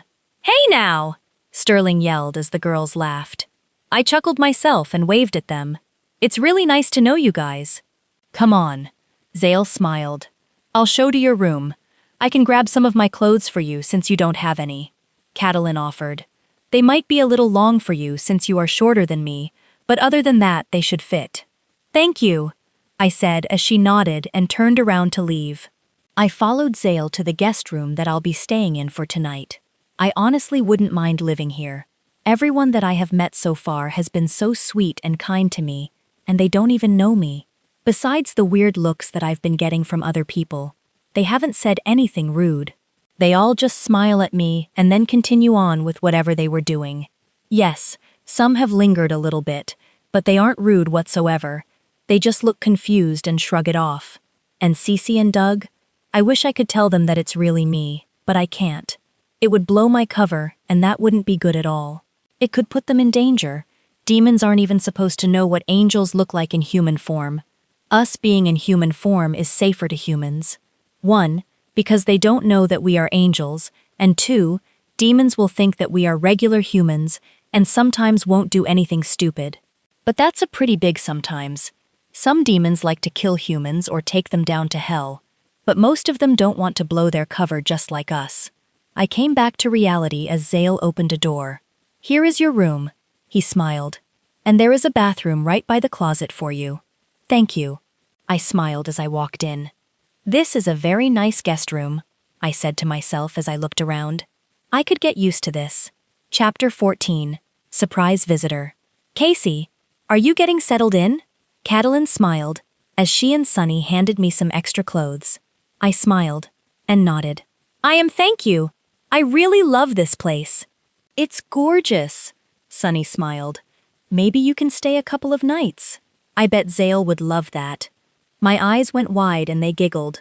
What do you mean? I asked. Did they know that my name isn't Kate? Good Lord. I'm so bad at acting. I'm glad I never wanted to be an actress when I was younger. I would suck at it. Someone has a whittle cush on you, Kalin cooed in a baby voice. It's adorable, really. Agreed. Sunny smiled, but then got serious. I think you would be really good for him. He needs it. Why do you say that? I asked as I turned around to face them better.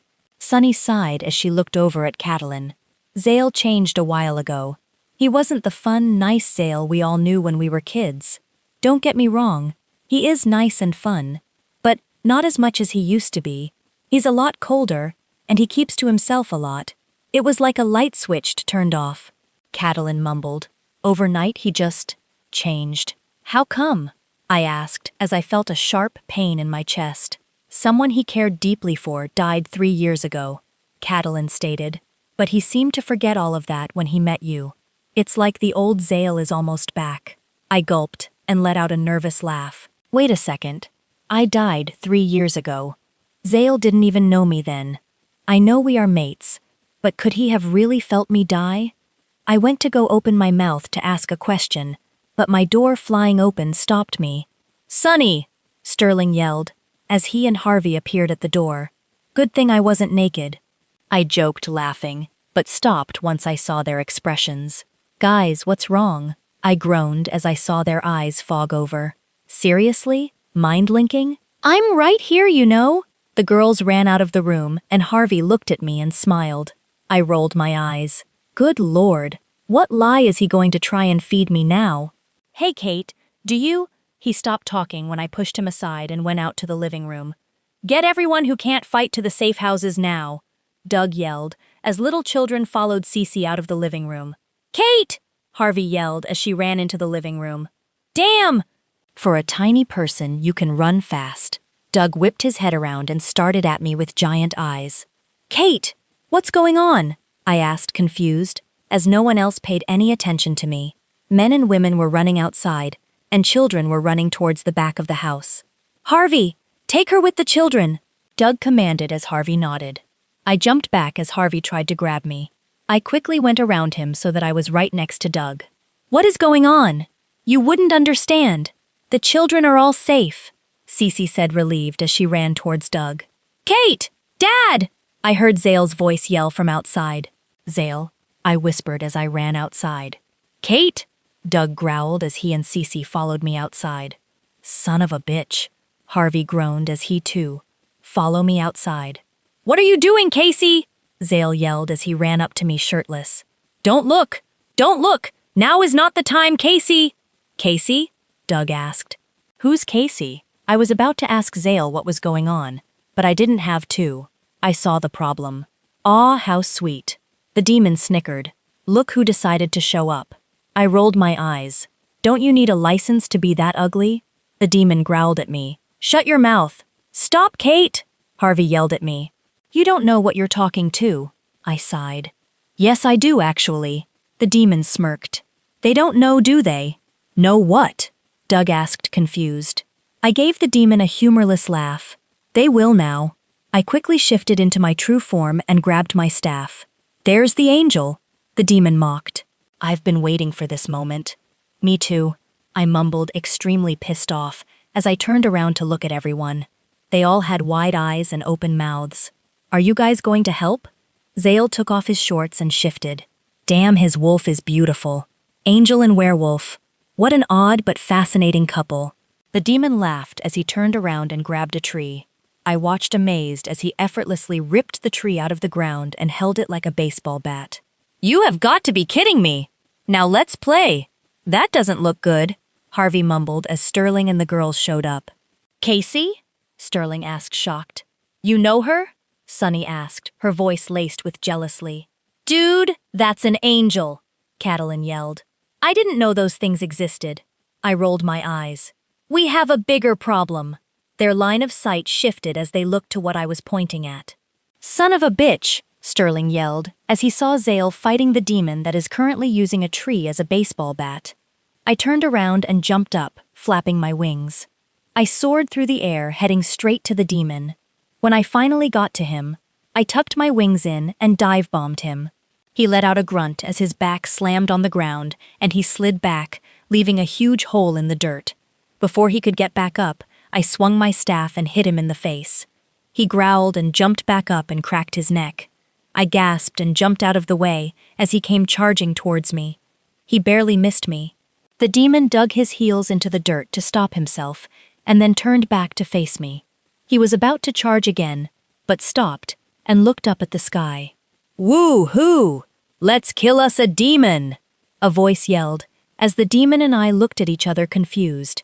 I smiled as I saw Kenward flying down and punch the demon. The demon fell back on his ass and looked shocked by what just happened. "You okay, Squirt?" Kenward asked as he landed right next to me. I nodded. "Yeah, I'm okay. That's good." He smiled and pulled me in for a hug. "Alvar and Max got held up by another demon. So it's just you and me, Squirt." The demon growled and charged Kenward and me. I shoved Kenward out of the way and took the full hit from the demon. I groaned in pain as I was slammed against a tree, with the demon holding onto my neck. "Not so tough are you now?" The demon sneered, his hot breath fanning my face. I struggled to get free, clawing at the demon's hand, hoping he would let go of me. He raised his fist up and got ready to punch me. I screamed in pain as he landed a blow to my gut. I heard a growl, and I felt myself drop on the ground. I looked up and saw Zale on top of the demon, clawing at his face. "Zale, move!" Kenward shouted. Zale jumped off just in time as Kenward pierced the demon's chest with a silver dagger. The demon turned to dust and everyone was silent. Zale didn't think twice as he quickly turned around and trotted over to me. He whimpered as he pressed his nose against my neck. I groaned as I slowly stood up, using his fur to grab onto for support. "I'm okay. Honest." "Kasey," Kenward said, worried, as he ran up to me and pulled me into his chest. "I'm so sorry.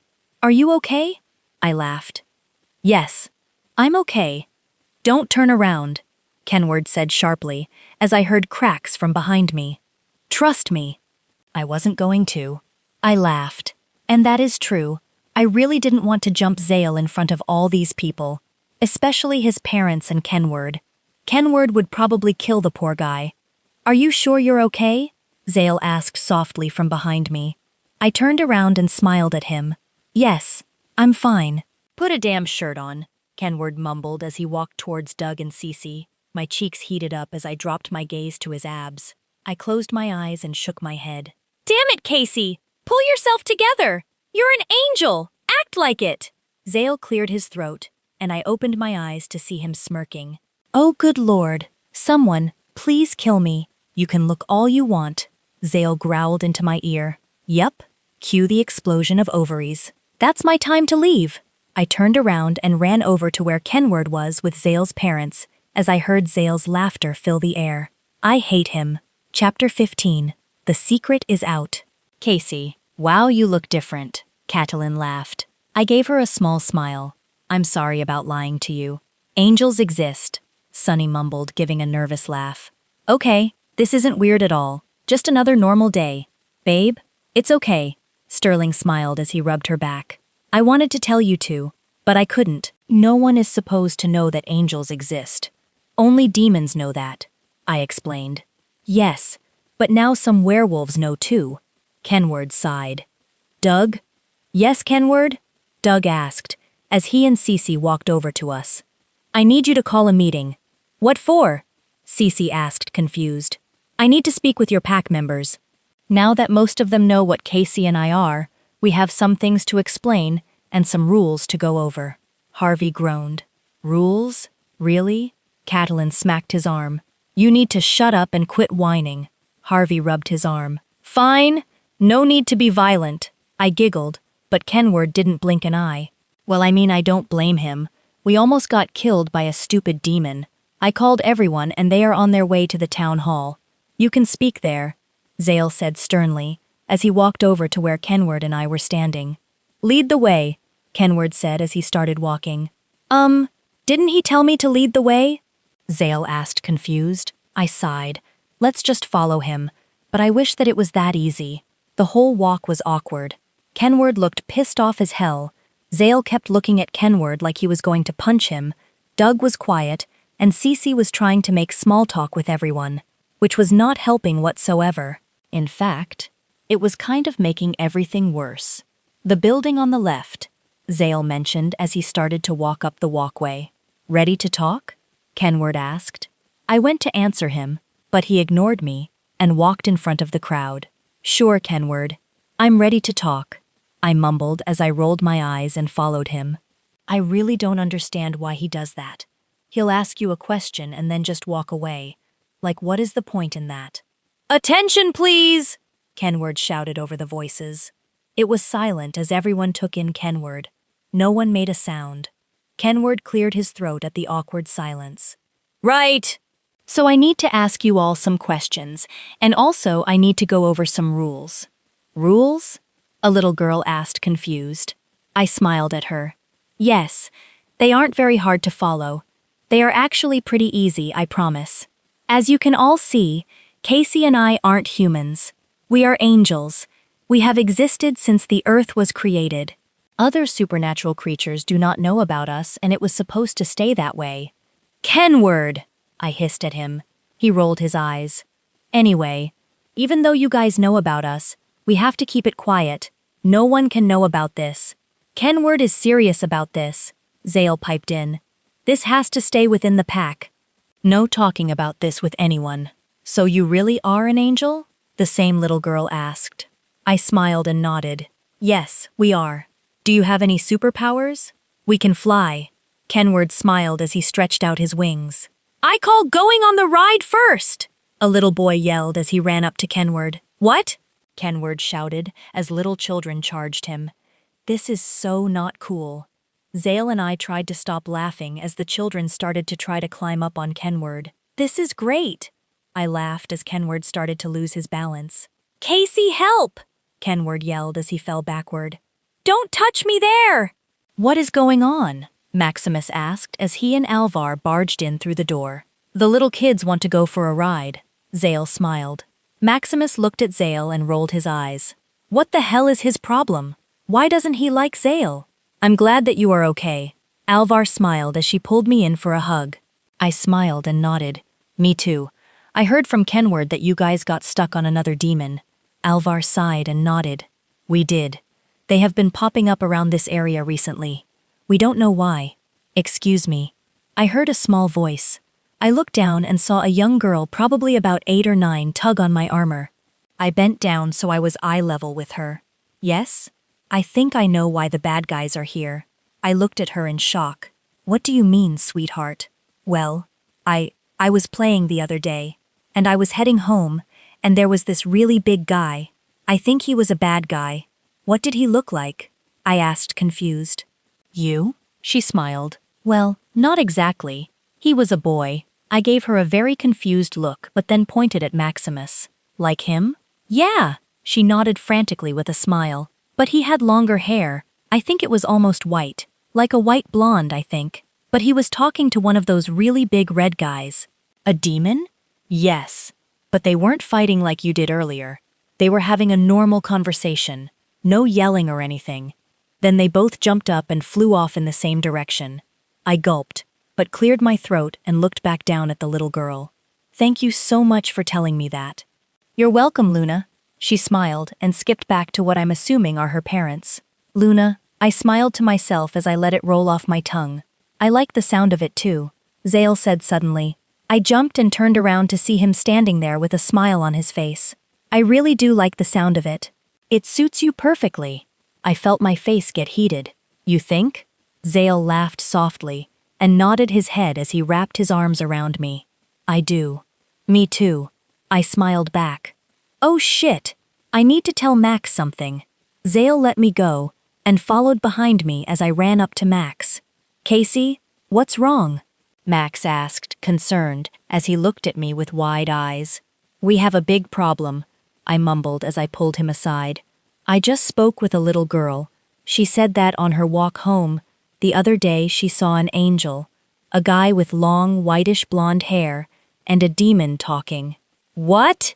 Max hissed in disbelief. Talking? Are you sure they weren't yelling at each other? I nodded. She's positive. They just had a regular conversation, and then they both jumped up and flew off in the same direction. This can't be happening, Alvar mumbled as she walked up. Do you think God sent someone undercover? No way! Max sighed, shaking his head. That is way too dangerous. This isn't just some regular fight. This is the devil himself. No one is to go undercover. What if he switched sides? Kenward spoke up as he put a child down. The child huffed and stomped off. Probably upset that the ride is over with.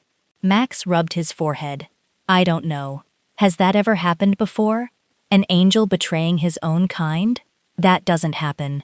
It's a first for everything, Zale said sternly, as he stood by my side.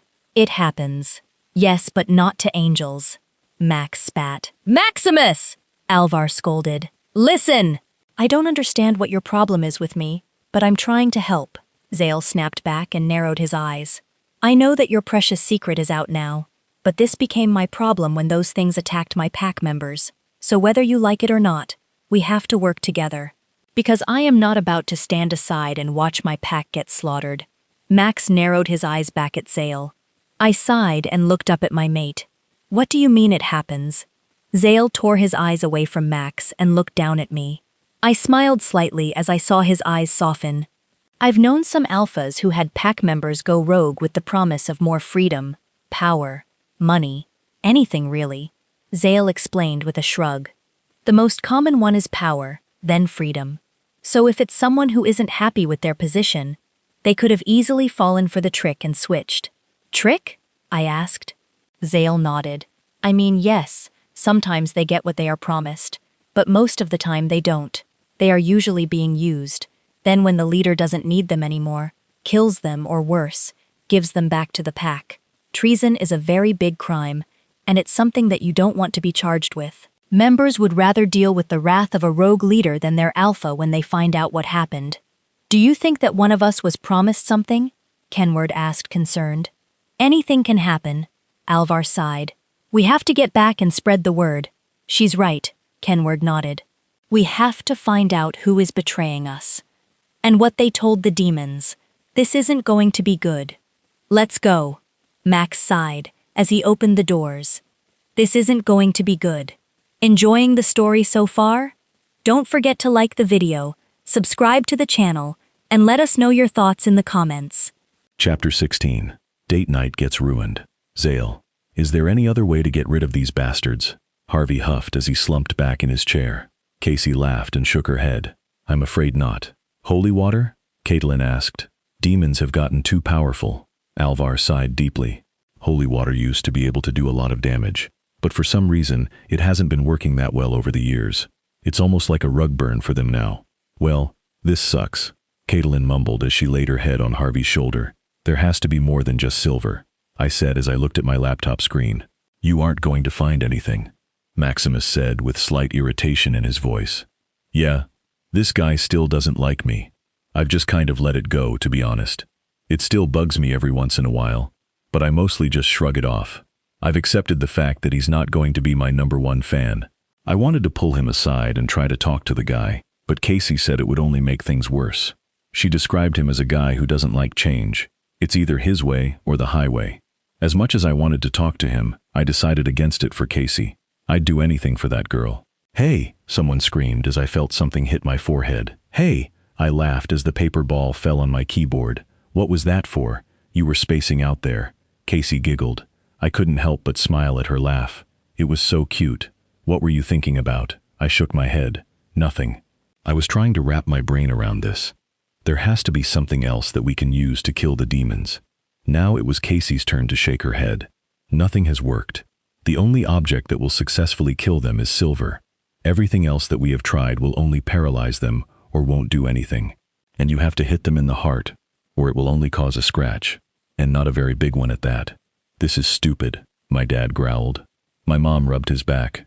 Come on, dear. It's just how it is, and we will have to work with that. I know, but the one thing that can kill them can also kill us. It's getting pretty late, my mom said softly. Let's save this for tomorrow. Yeah, you're right, my dad nodded. I closed my laptop and walked up to Kasey. Ready?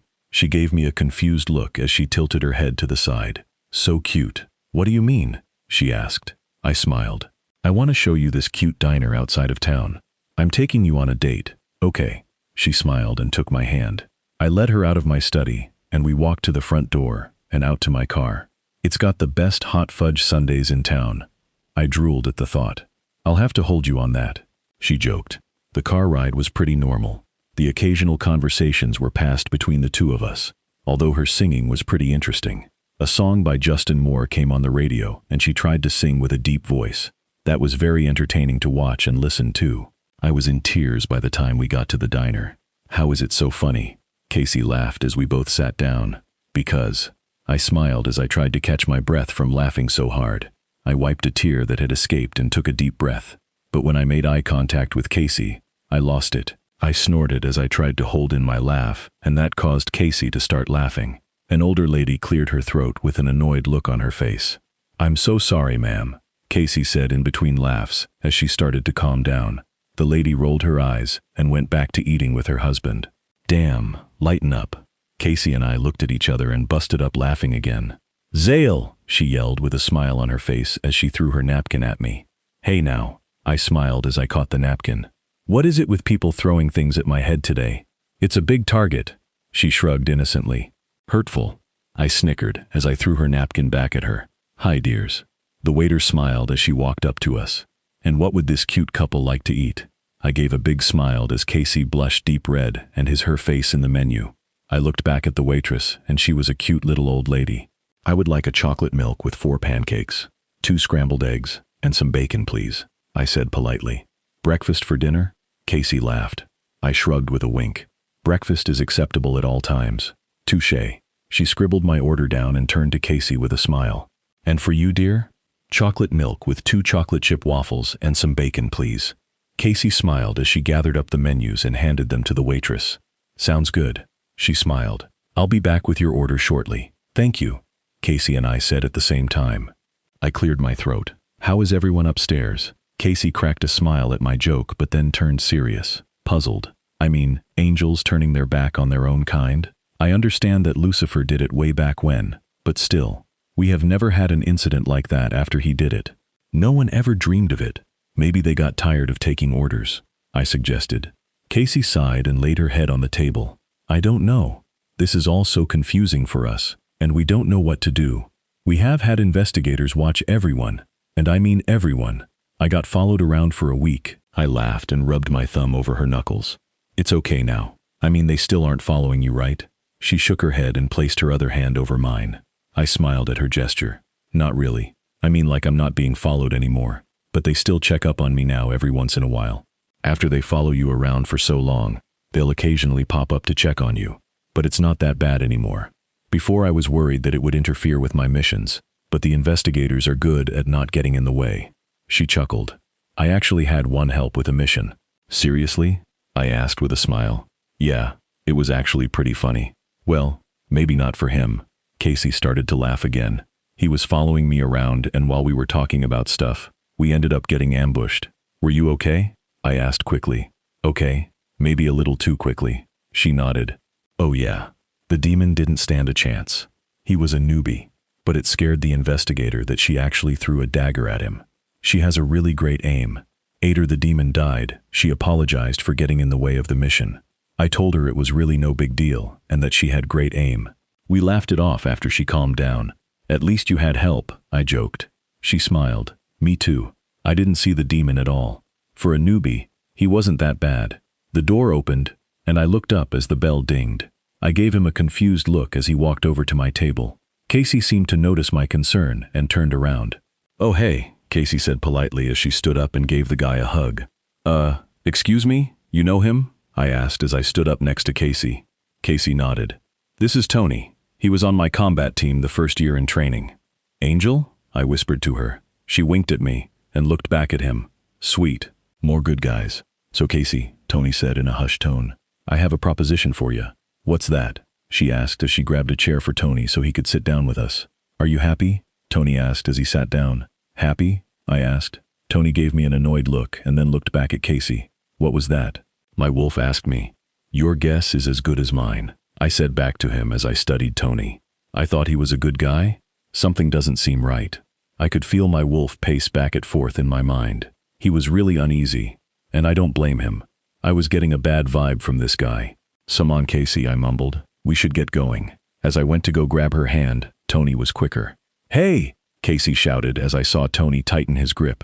I asked if you were happy? Tony asked with a wicked smile, answering orders, after orders, after orders, always following the rules, being a sidekick. Dad! I shouted through the link. Diner south end of town. Now. I shut off the link and focused back on Kasey. You need to leave, I growled as I grabbed his hand. And that wasn't a request. He let go of Kasey and smirked up at me as he shook my hand off his. Stupid little alpha. Kasey glared at him.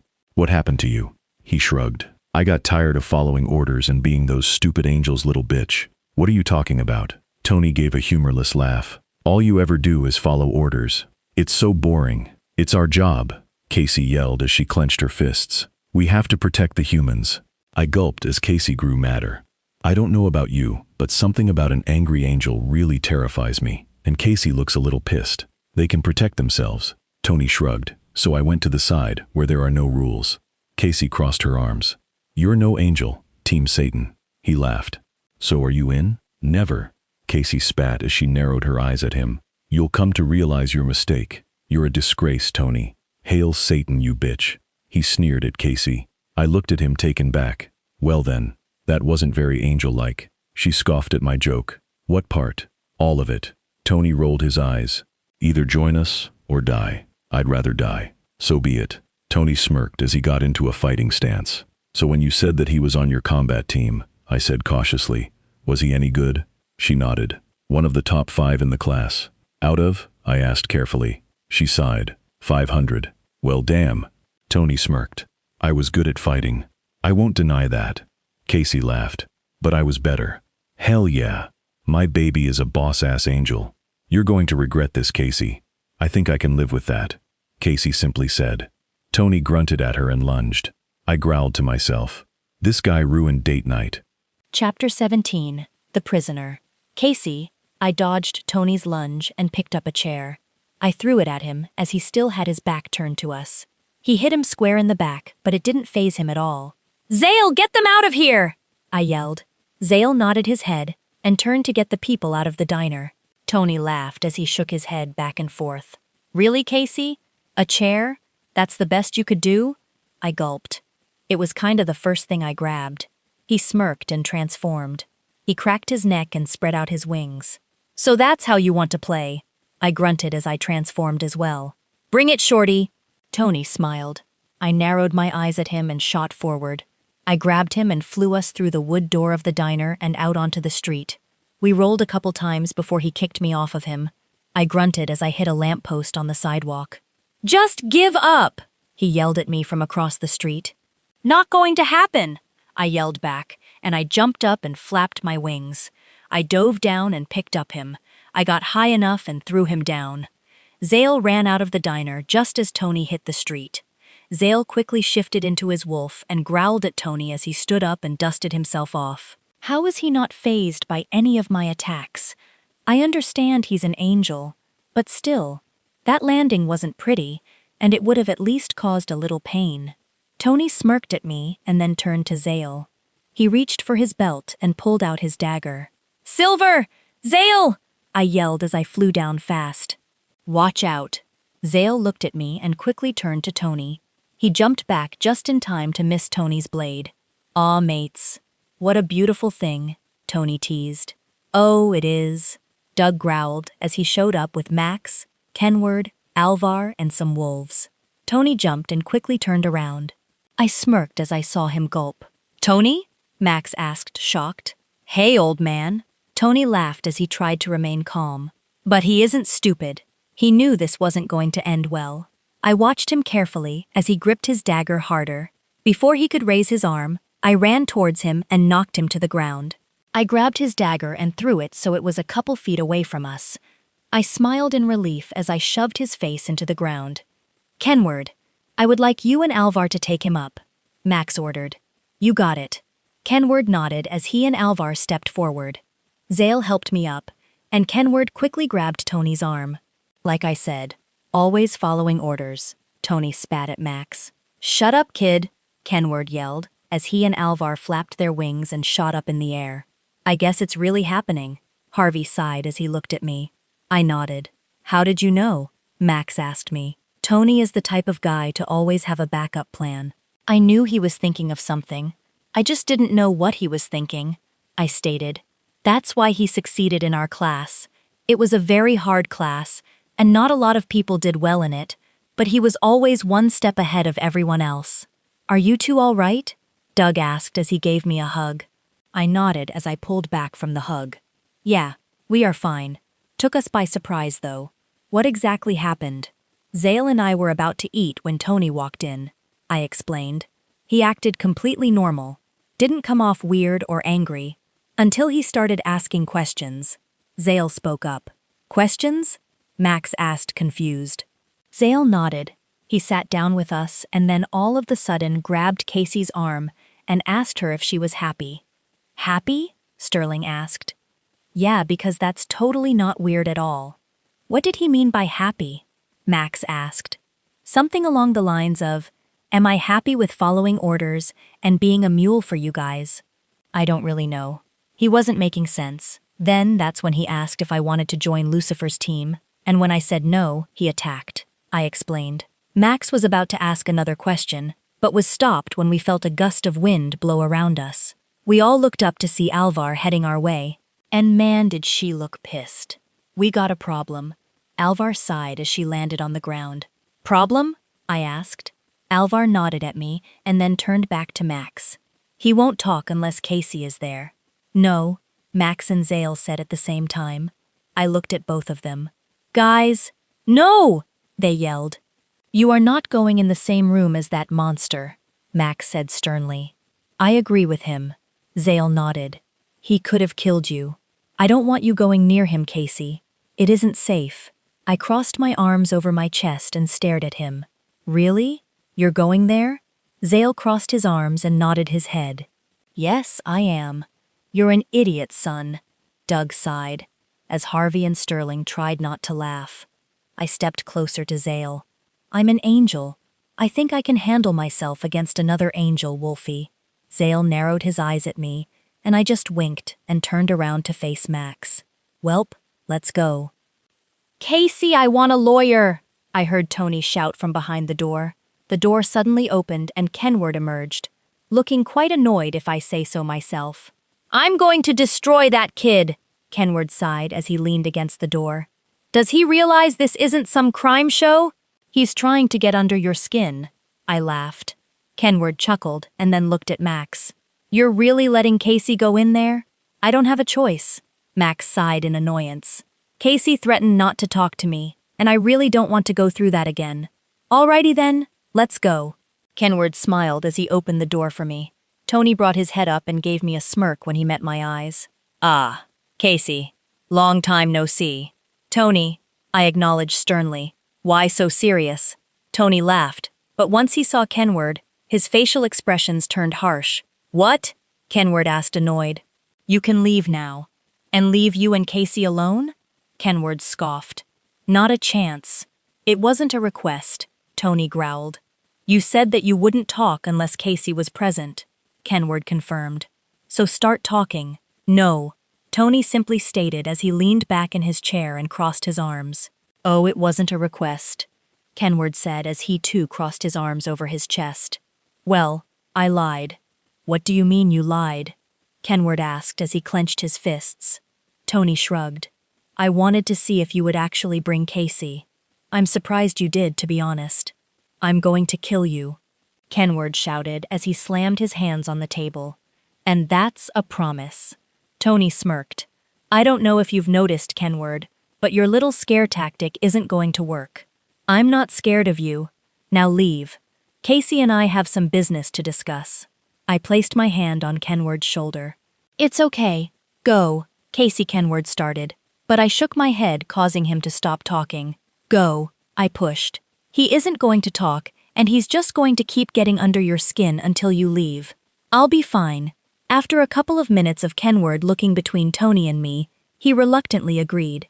Okay, I nodded with a reassuring smile, and Kenward walked out the door. I let my face turn harsh as I turned around and faced Tony. Alone at last. Tony winked. Good Lord, I'm going to throw up. Cut the shit, Tony, I ordered sternly, as I sat down across from him. I like a lady who takes control. Tony smirked. I'm going to punch you in the face, I promised. He held his hands up and laughed. Fine, sorry. Business talk now.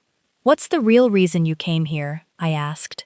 I told you, he said in a duh tone. For you to join my side. I crossed my arms and leaned back in my chair. Why are you so dead set on getting me to join when there are millions of other angels out there? Isn't it obvious? Tony asked, giving me a weird look. Why is he looking at me like that? Is there something that I should know about? Not really. I started getting annoyed. I don't like playing these games. If it was really that obvious, I wouldn't be asking you. Good point. Tony nodded. Kasey, you are special. Special? I asked. He nodded again. Yes. Lucifer has taken a liking to you. My eyes went wide, as I felt the feeling of dread wash over me. Lucifer? Taken a liking in me? The devil himself personally wants me. What do you mean? Tony smirked. He personally wants you to join the dark side. Why would I do that? Simple. Tony smiled. We have cookies. Enough of these games, Tony, I shouted as I slammed my hands down on the table. Spill. Now. You really are stupid. Tony sighed, standing up. It's simple. You are a Luna. What does me having a mate got to do anything with this? I swear, if he hurts Zale or any of them, his blood will be splattered all over the earth. Whoa. Hold up, Kasey. Since when did I become this violent? Oh my gosh, what is happening to me? Think. You're smart. What is Tony getting at? Yeah, I have a mate. So what? But once I started to piece everything together, I finally realized what he was getting at. I looked back at Tony with wide eyes before I felt my facial expression turn harsh. No, Tony smirked. Yes. I shook my head back and forth. It's not going to happen. Just think. Tony smiled, standing up. Us against them. We will have wolves on our side. You can control them, Kasey. You're their Luna. They will follow you without question. I clenched my fist and stared at him. I'm going to punch him. That's why Lucifer wants you on his team. Can you imagine the power that we would get? Tony smiled widely as he held onto my shoulders. Hail Satan! I clenched my fist tighter and punched Tony. I punched him so hard that he flew through next 2 walls. I stood there taking deep breaths as everyone looked through the holes in the walls. Kenward and Max came running through the doors and stood there ready to fight. What the? Max asked, as he saw me standing there with my shoulders raising up and down. Are you okay? I'm fine, I growled as I walked out of the room. I need to go warn Zale that he and everyone might be in danger. Damn. I hate Lucifer. Chapter 18. Kidnapped. Kasey, what are you trying to say? Doug asked, confused. I don't get it. I sighed heavily and dragged my hands down my face. Lucifer wants me on his side because I am a Luna. With me on his side, he would get werewolves on his team as well.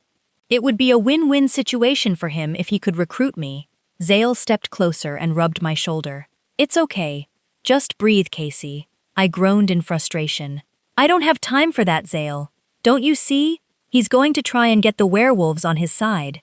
With the demons busy fighting the angels, he'll have the werewolves wipe out the humans that don't bow down to him. He knows how powerful angels are, so all the demons will be busy with us. If he doesn't get the werewolves on his side, he sees it as it's going to take longer for him to take over. So he needs you guys to wipe out the humans. This is too much. Sunny groaned as Sterling chuckled at her. Now is not the time to laugh, Sterling. We will get through this, Sterling said in determination. I mean, what werewolf would go on the devil's side? Rouges. Doug sighed. Now it was my turn to be confused. Why do you say that? Rouges don't have packs. Satan could easily offer them a home if they fight on his side, Doug explained. And if one rogue joins his side, they all could, Cece said nervously. And a rogue pack can grow very quickly. This just keeps getting better and better, doesn't it? What's next, huh? Guys! Kalin came running in with a worried expression on her face. I just had to think that, didn't I? What's wrong, dear? Alvar asked. Rogues at the border. Kalin gulped. And a lot of them. It's starting. I mumbled in disbelief as I followed everyone out. As we all ran outside, we were met with a huge wall of our warrior wolves growling, ready to fight. Some have already shifted in their wolf form. Alpha! A wolf bowed in respect. I walked past all the wolves and gasped at how many rogues there actually was. There had to at least be 100 or more. No joke, but something seemed different. What are you doing here? Zale's voice boomed throughout the forest. Please, a man begged. We need your help. Zale growled and took a step forward. I quickly stopped him by putting my hand on his chest and pushing him back slightly. Kasey? Zale asked, shocked. I brought my hand back down and walked towards the man. He sniffed the air and gave me a weird look. Who are you? He asked as he put what I believed to be his mate behind him.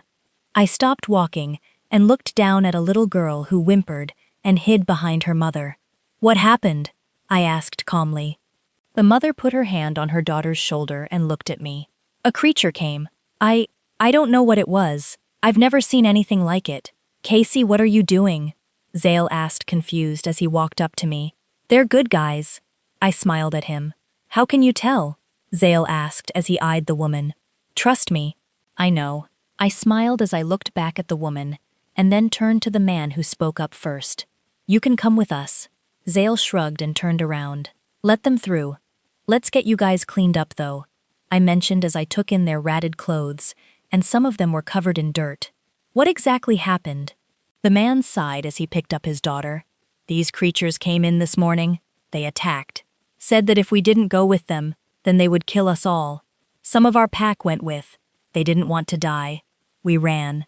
We didn't know what to do. They were killing our pack members left and right. What did they look like? I asked, although I already had an answer. Tall.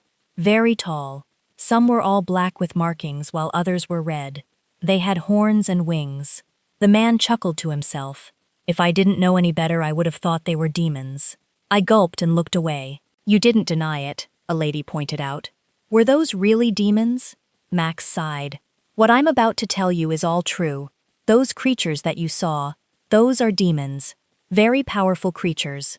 Like related to the devil? A man asked. Max nodded. Yes, the devil, God. It's all real. We are angels. Everyone gasped. Yeah, we were shocked too, Harvey joked as Sterling rolled his eyes. Everything that you thought was a fairy tale is actually real. I spoke up. Demons are very powerful. They are not something to be taken lightly. How do you kill them? The man asked. Silver dagger to the heart, I said. I know it sounds easy, but it's not. Everyone needs to get cleaned up, Alvar stated. Zale, you can come with me, and we can talk to them, and try to figure out what is going on. Zale nodded, and turned to me. I'll be right back. I nodded, and closed my eyes, as Zale kissed my forehead. I love you, Kasey. My eyes popped open and looked at him. Zale chuckled and pecked my lips again. I love you too. I smiled. Zale winked and walked away with Alvar. Max scoffed and crossed his arms as he looked away. I rolled my eyes. Here we go again. Guys! Kenward yelled as he flew up to us. What? Max asked, worried. Demons are kidnapping humans. It's all over the news. What? I asked. Kenward nodded. They think they are random kidnappings. But there was a little boy that witnessed a big monster carrying his sister out of the house. Of course, they are saying it was a nightmare and that the kid didn't really see a giant monster. But it's all over the news. Did it say anything else? Kenward nodded. A couple teens and kids have been taken from their homes. Some adults went missing this morning.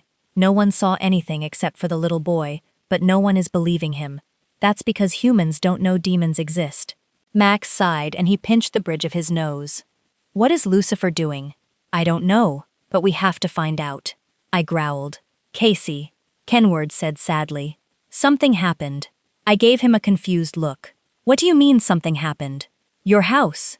Kenward paused but took a deep breath. Your house was on the news. Yellow tape surrounding it. Someone was taken from there. My eyes grew as my heart dropped. No, that's not possible.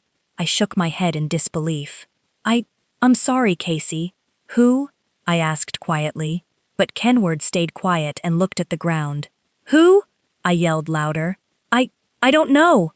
Kenward sighed. They didn't say on the news. I felt my heart drop even more. What if it was Sammy, or Timmy, or my parents? They won't know what to do. They don't know about the true evils of this world. They won't know how to survive down in hell. As I felt the dread grow, I also felt my anger flare up. I screamed as I felt my wings stretch out and took off towards the sky. Those demons are going to pay. They really messed up now. No one messes with my family. I'm going to make sure they regret this. Kasey! Max shouted as he struggled to keep up with me.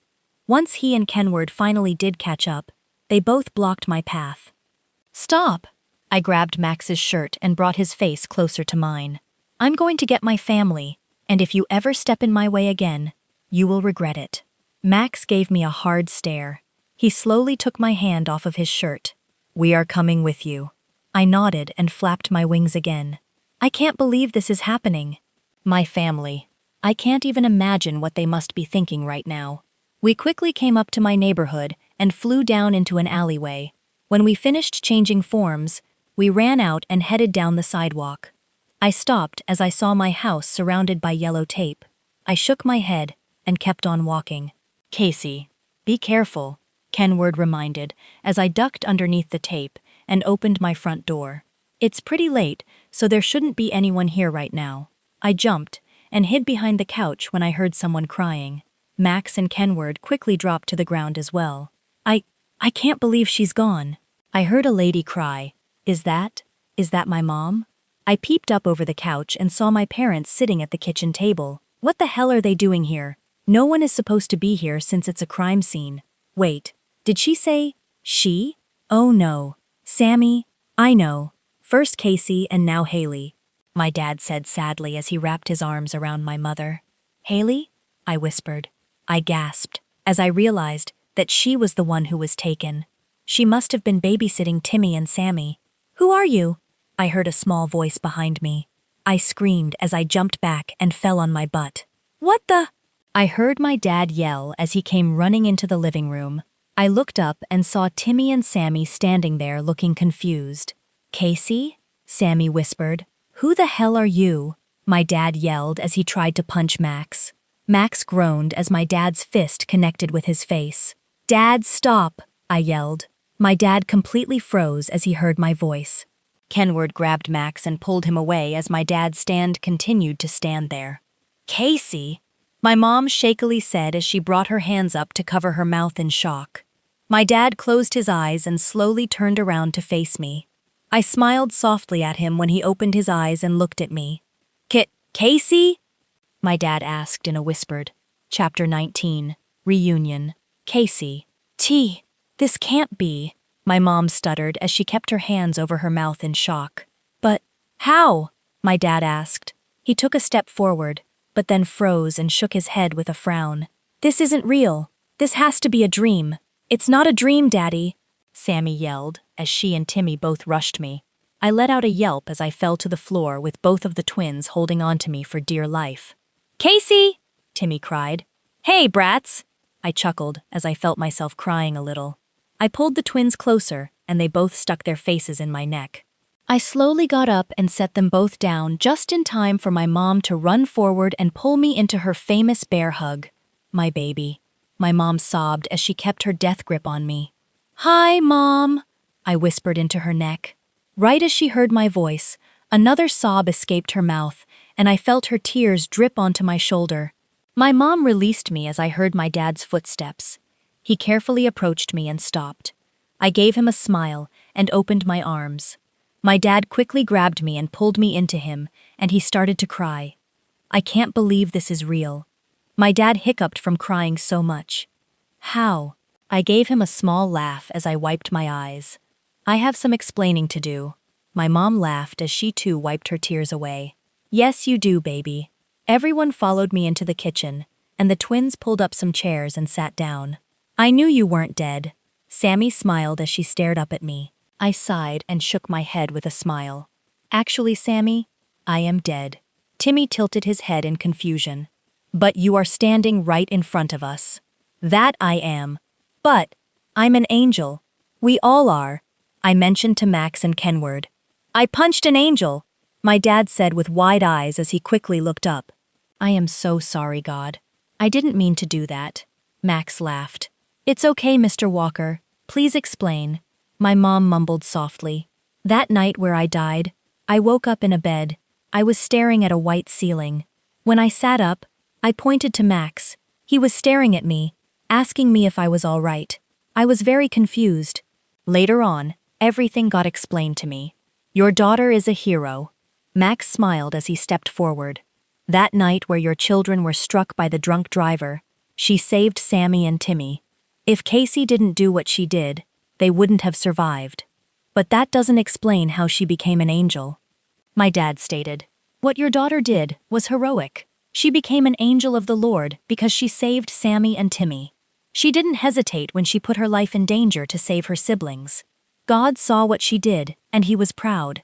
He knew all along that Kasey was special, and that night proved it even more. He had a plan for your daughter, and turning her into an angel was the right thing to do." Max smiled as he looked down at me. "She has saved so many lives since she became an angel." "Oh, my baby," my mom cried as she held onto Dad's arm. My dad smiled and pulled her close. "We've always known Kasey was special," my dad whispered as he teared up a bit. "We never doubted that one bit." "I don't remember much of the crash." Sammy spoke up as she looked at Timmy, who nodded. "But I do know that you saved us, and I thank you every day." I smiled as I put my hand on Sammy's shoulder. "I know. I can hear your prayers every night." "Could you hear mine?" Timmy asked with a wide smile. I chuckled as I nodded. "Yes, I can." "You've been an angel all this time?" my dad asked. I nodded. "Ever since the night that I died. I was training for about 3 years. Learning combat, how to fly, how to use my armor and weapons." "You can fly?" Sammy asked. No way! Timmy shouted. I laughed as I quickly changed into my angel form and stretched out my wings. Your hair is different, Timmy stated. This is my true form now, I explained.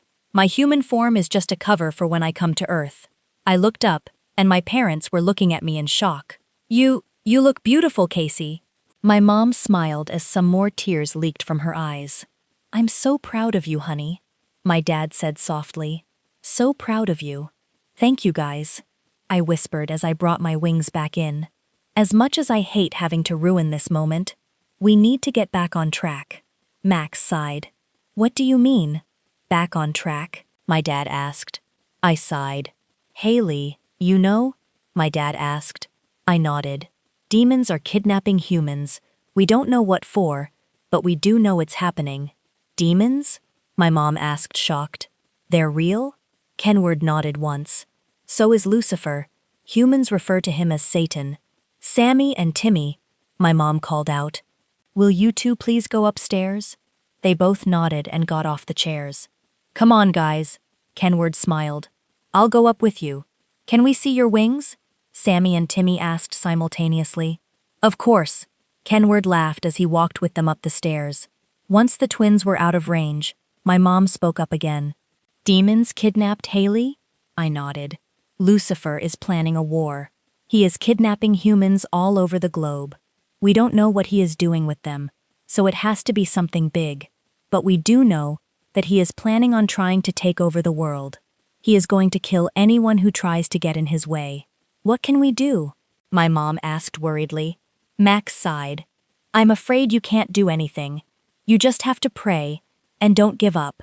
My dad pulled my mom closer to him, and she sighed as she rested her head on his shoulder. I'm just glad that we have you back, Kasey.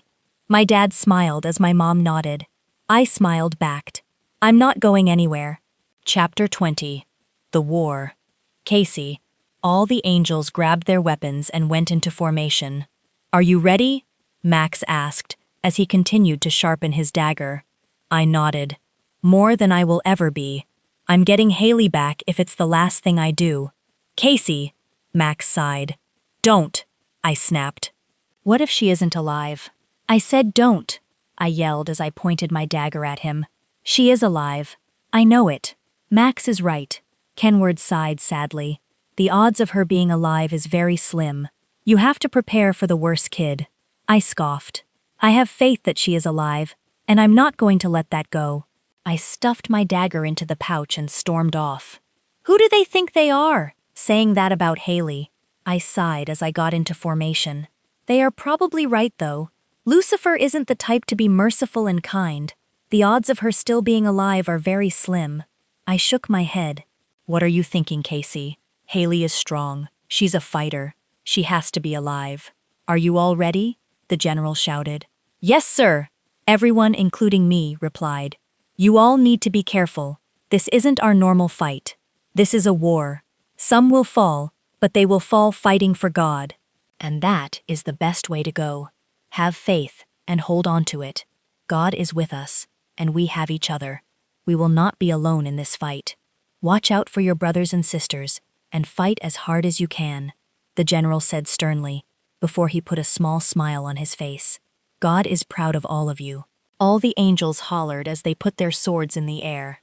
Now, the general said. He stood straight. Are you ready to win this war? The angels hollered again and stretched their wings out. Now let's go kick some demon ass, he shouted as he ran out of the building and jumped down from the clouds. The rest of us followed, and we pulled our wings in so we could go faster as we shot down to Earth. Go to your sections, the general yelled. Yes, sir, we yelled back. All the angels got into their groups and turned in different directions. Kasey, let's go, Max yelled.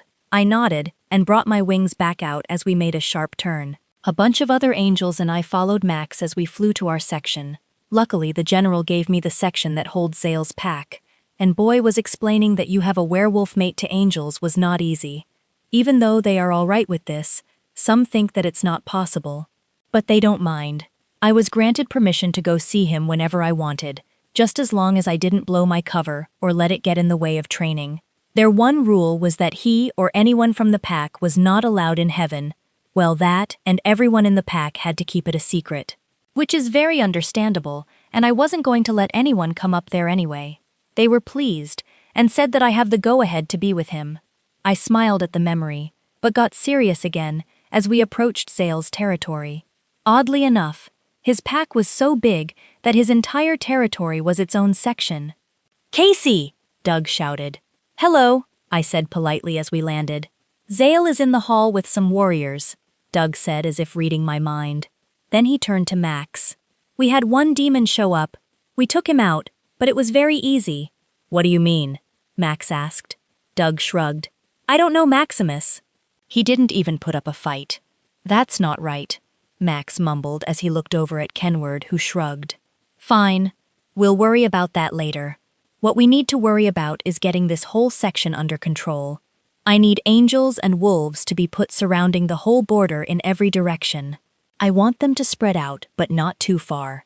Everyone needs to have a visual on each other. I don't want anyone to be alone, no matter how skilled they are.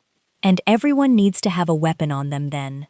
Kenward chimed in as Zale and some other wolves ran over to us. "Even the wolves. I know you guys can shift and you are very strong in wolf form, but teeth alone won't do anything to a demon. You have to have silver with you. That is the only way to kill them." Zale nodded. "We have silver bullets and daggers made out of silver as well. Remember, aim for the heart. Anywhere else will only slow them down," I reminded. "Wait, how can you hold the daggers and the guns?" "Gloves." Zale smiled as he and some others held their hands up. "We have thick leather gloves. The daggers have a cloth around the handles, and the guns are made of a different metal so we can hold them. We just can't touch the bullets or the blades." I sighed in relief, and he came over and hugged me. "Hey you!" Zale laughed. "Hey!" I smiled. "Break up the love fest." Kalin laughed. Sunny went to go speak, but a loud growl cut her off. What I think it was?" Sterling asked as he gulped. "Get in position!" Max yelled. I watched the angels flew up and the wolves shifted. Everyone flew and ran to their spots, including us. "Stay close to me," Zale growled as he shifted while running. I nodded and flew faster so I could keep up with him. Damn, he runs fast.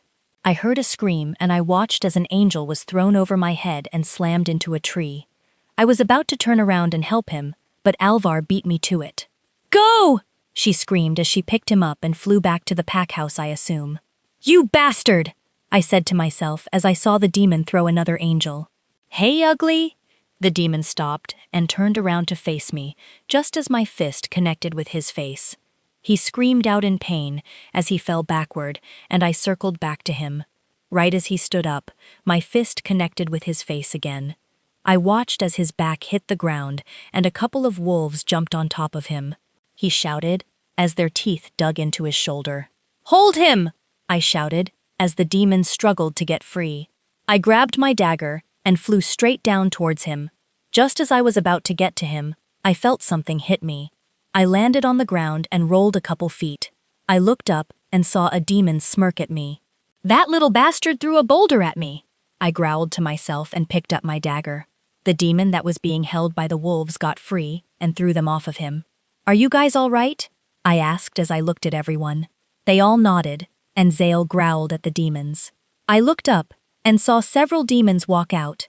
"You have got to be kidding me," Kenward mumbled, pissed off. "Hello, children," a demon said as he gave us a toothy grin. "I think I'm going to throw up," I mumbled. "Rude," the demon spat. I rolled my eyes at him and jumped up. I flapped my wings and grabbed my sword. He hissed in pain, and I sliced through his bicep. I flew up to avoid a fist as another demon tried to punch me. The wolves howled and charged to fight. "Zale!" I shouted just as a demon tried to step on him. Zale quickly dodged and jumped forward to bite the demon's foot. The demon tried to kick Zale off, but he held on tight. I flew down to help him out. While the demon was occupied with Zale, I held my sword tight and aimed straight for his heart. I smiled in victory as my sword pierced his chest and the demon's eyes got huge. He coughed and tried to get the sword out. He was too late, and he slowly stopped moving and fell backward into a pile of dust. "Nicely done." I smiled at Zale. He winked and shot off in another direction to help his fellow members. We continued to fight for what felt like hours, but as I stabbed another demon in the heart, the rest stopped fighting and took a couple steps back. I gasped and jumped back as red smoke filled the air. "What the?" I asked, confused, as I shielded my face from the harsh wind, and the smoke slowly disappeared. The ground shook and we all tried to keep our balance. When everything calmed down, there stood a man. A very handsome man, might I add. Nice suit, black hair, and piercing red eyes. The man smiled and showed off his pearly whites. I narrowed my eyes at him, and Max stepped in front of me. "Lucifer." Max spat. Some angels flew towards him with their swords drawn. Lucifer tisked and shook his head. With a snap of his fingers, I watched shocked as the angels burned in the air. Their ashes flew everywhere. I gripped my sword harder, and I'm pretty sure steam was leaving my ears. "You do know this can all be avoided." Lucifer smiled as he looked around at all of the angels and wolves. "All you have to do is join my team, and your lives will be spared." "Go to hell," I shouted. "Oh, honey!" "I run that place." He winked at me. I felt disgusted as his red eyes stared at me. Zale growled possessively as he ran over to me. Lucifer smirked. "Mates. So much love flows through you two." I never understood it, but true love is such an unbreakable bond, and nothing can destroy that, no matter how hard you try. Zale growled again as a warning. Lucifer chuckled and put his hand up. "Calm down, Mutt. I'm here for a proposition." "And what could that possibly be?" Kenward asked. "Come join me." Lucifer smiled. "Can you imagine? Wolves and angels fighting with me? All the treasures of the world are yours. No more rules. We will control the entire world. I'd rather die than join you." Maximus spat. Lucifer's face hardened. Kenward and Maximus charged Lucifer. They brought their swords out and got ready to swing. Right as they were about to get to Lucifer, he disappeared. "What?" Maximus asked as he looked around. "Where did he go?" Kenward shouted as he too looked around. "Boo!" Lucifer laughed as he appeared behind Max. "No!" I shouted, flying towards him, as Lucifer grabbed Max's dagger and shoved it into his back. "Max!" Kenward yelled. A demon grabbed Max before he got there and threw him back against a tree. I gasped as I got smacked out of the air and landed on the ground. Every time I moved, I had a shooting pain go through my body. I finally got enough energy and stood up. Lucifer chuckled as Max's body fell to the ground. "So be it! You sick bastard!" I yelled as tears ran down my face. I ran towards Max's body and Lucifer just laughed as he walked away. "Thank you, darling." All he did was wink at me. "To show how much I want you on my team, I'll give you a little gift to help you consider my offer." I shielded my face as a gust of wind formed, but I saw Haley fall to the ground. "Haley!" I shouted as I ran over to her. She groaned in pain as she tried to hold herself up. "Stop moving," I whispered as I pulled her to me. I laid her head on my lap. "I'm so glad you're okay. Until we meet again, my dear." Lucifer winked as he disappeared into thin air. I watched as the last of the demons disappeared, and the chaos stopped. "No!" I shouted as I placed Haley softly on the ground and ran over to the spot where Lucifer was standing. "No! Kasey, he's gone," Zale softly said as he wrapped his arms around me. "No!" I shouted as I pushed him away. "He can't be gone! He killed Max! Kasey!" Alvar shouted as she hugged me. "It's going to be okay." "No, it won't," I sniffed. "Lucifer will pay." "Come here," Zale said sadly as he held his arms out. Alvar let me go, and I walked over to Zale. He wrapped his arms around me and pulled me close to him. "We'll get him next time. This isn't over," I mumbled as I looked over at Max's body on the ground. "I mean it.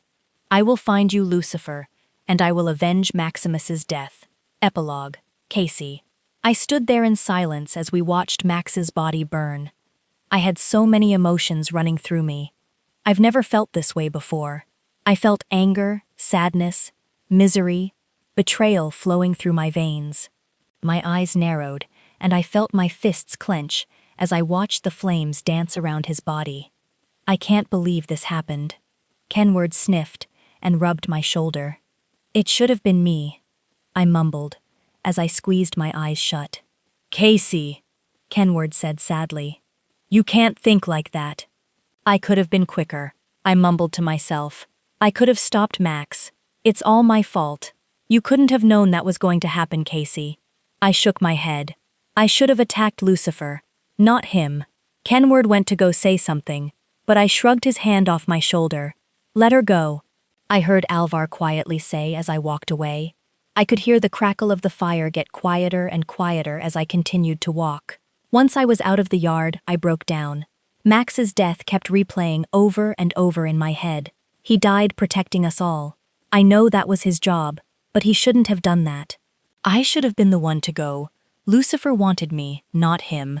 I wish I could go back in time and stop Max from doing what he did. It wasn't his time just yet. He still had so much left to do. He wanted to see his wife and kid one last time, just to see how they were doing. But now he'll never get that chance. I remember all the pranks that Kenward and I would pull on Max. I giggled at the thought. Kenward always told Max that he needed to smile more and not take his duties and life so seriously. Max would just roll his eyes and say that he does smile, and then would proceed to tell the worst dad joke known to mankind. He would start to make himself laugh, whereas Kenward and I would look at each other and give an awkward laugh. Max thought he was one of the funniest people he knew. More and more memories flooded my mind. The time when Max was there to teach me how to fly, and of course my very first day as an angel. Flashback. Everything was dark as I looked around. What is going on? I said to myself. It was like a switch went off as I started to move. I screamed as I started to spiral down to the ground. My eyes went wide as it started to get closer. Yep, I'm gonna die.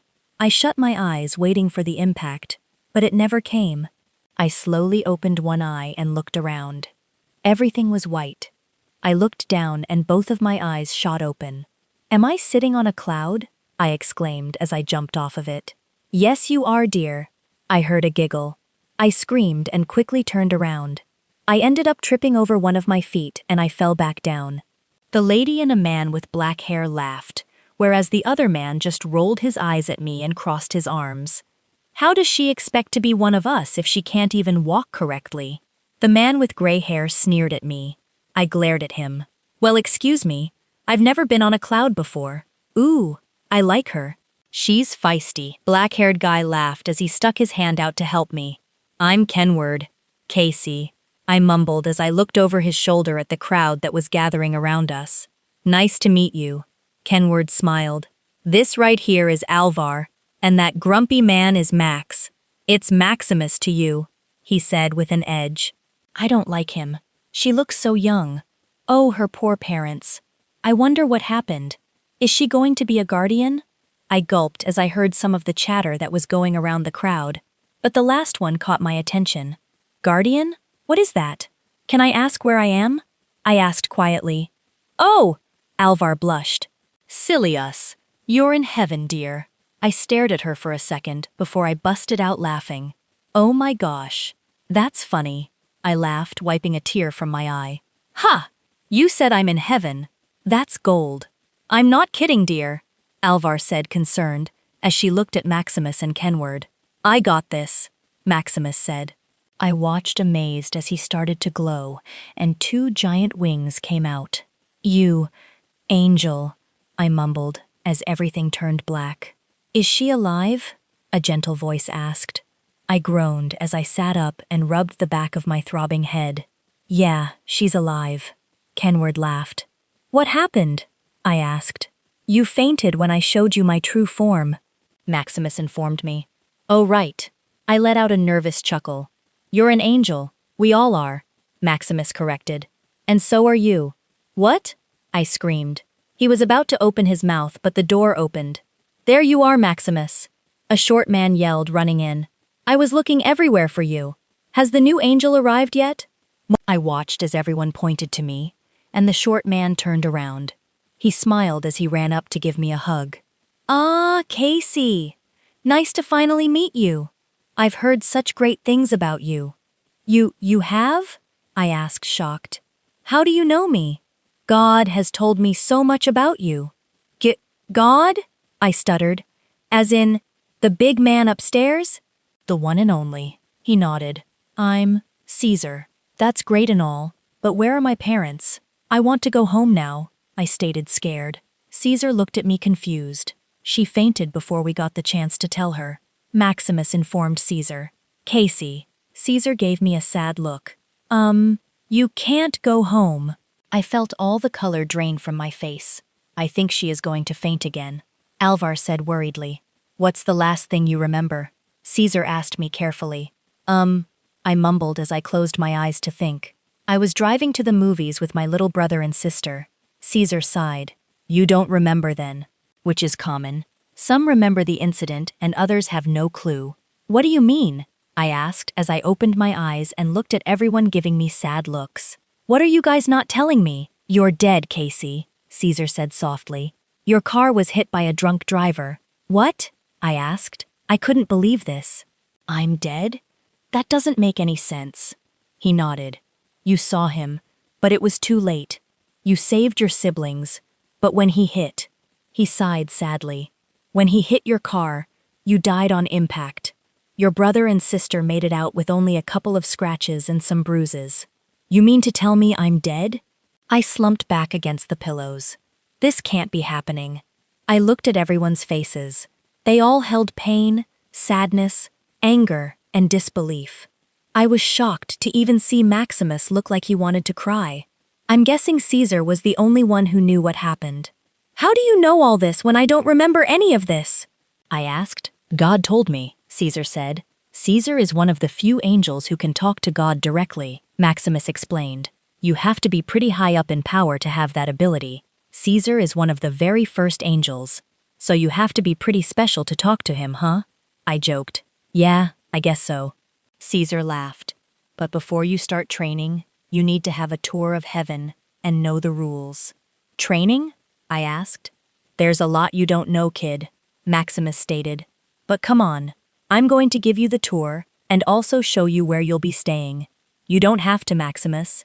I can show her, Caesar said confused. I know, Maximus simply stated. I smirked. And here I thought you didn't like me. Maximus rolled his eyes, and I saw his lips turn upward in a small smile, but he quickly turned so I wouldn't see it. I don't. Sure you don't, Max, Kenward laughed. Shut it, Maximus snapped. Now hurry up, Kasey. Heaven is pretty big, and we still have to go over all the rules. Coming! I shouted, running after Maximus. I looked around the building. Who knows? Maybe I'll end up liking this place. I sighed as the realization hit. I'm dead. I won't be able to see my family or friends. Man, this is going to suck. End of flashback. I brought myself back to reality and stared at the ground. I shot up from the ground with a scream and punched the closest thing to me, which happened to be a tree. I watched as the roots broke from the earth and the tree flew through the air. I cringed as the tree landed on a building. I gulped and let out a nervous laugh as a bunch of wolves turned around and looked at me in shock. Sorry, I shouted, embarrassed. Damn, Kasey, Zale laughed. I can fix that, I mumbled. Zale laughed again and pulled me close to him. It's okay. Don't worry about it, baby. I sighed and rested my forehead against his chest. I miss him. I do too, Kasey, even if he didn't like me that much, Zale mumbled. I saw how much he cared about you and how much he meant to you. He was like a second dad to me, I admitted. He took me under his wing, and not just during training. Outside of training, he was always there for me, and he helped me through so much. Zale pulled back slightly. It's going to be okay, Kasey. Trust me. It's gonna hurt for a while. I'm not going to lie to you, but that's okay, because I'm going to be right here with you, forever and always. I smiled as I quickly wiped a tear from my cheek. I love you, Zale. I love you too, Kasey, Zale whispered softly, as he placed a kiss on my forehead. And that brings us to the end of this story. Thank you for listening all the way through. We hope this audiobook kept you entertained and left you wanting more. If you enjoyed it, please take a moment to like this video, subscribe to the channel, and share your thoughts in the comments. Let us know what kind of stories you'd like to hear next. There are plenty more full audiobooks waiting for you here, so be sure to check out the channel for your next great listen. Until next time, happy listening.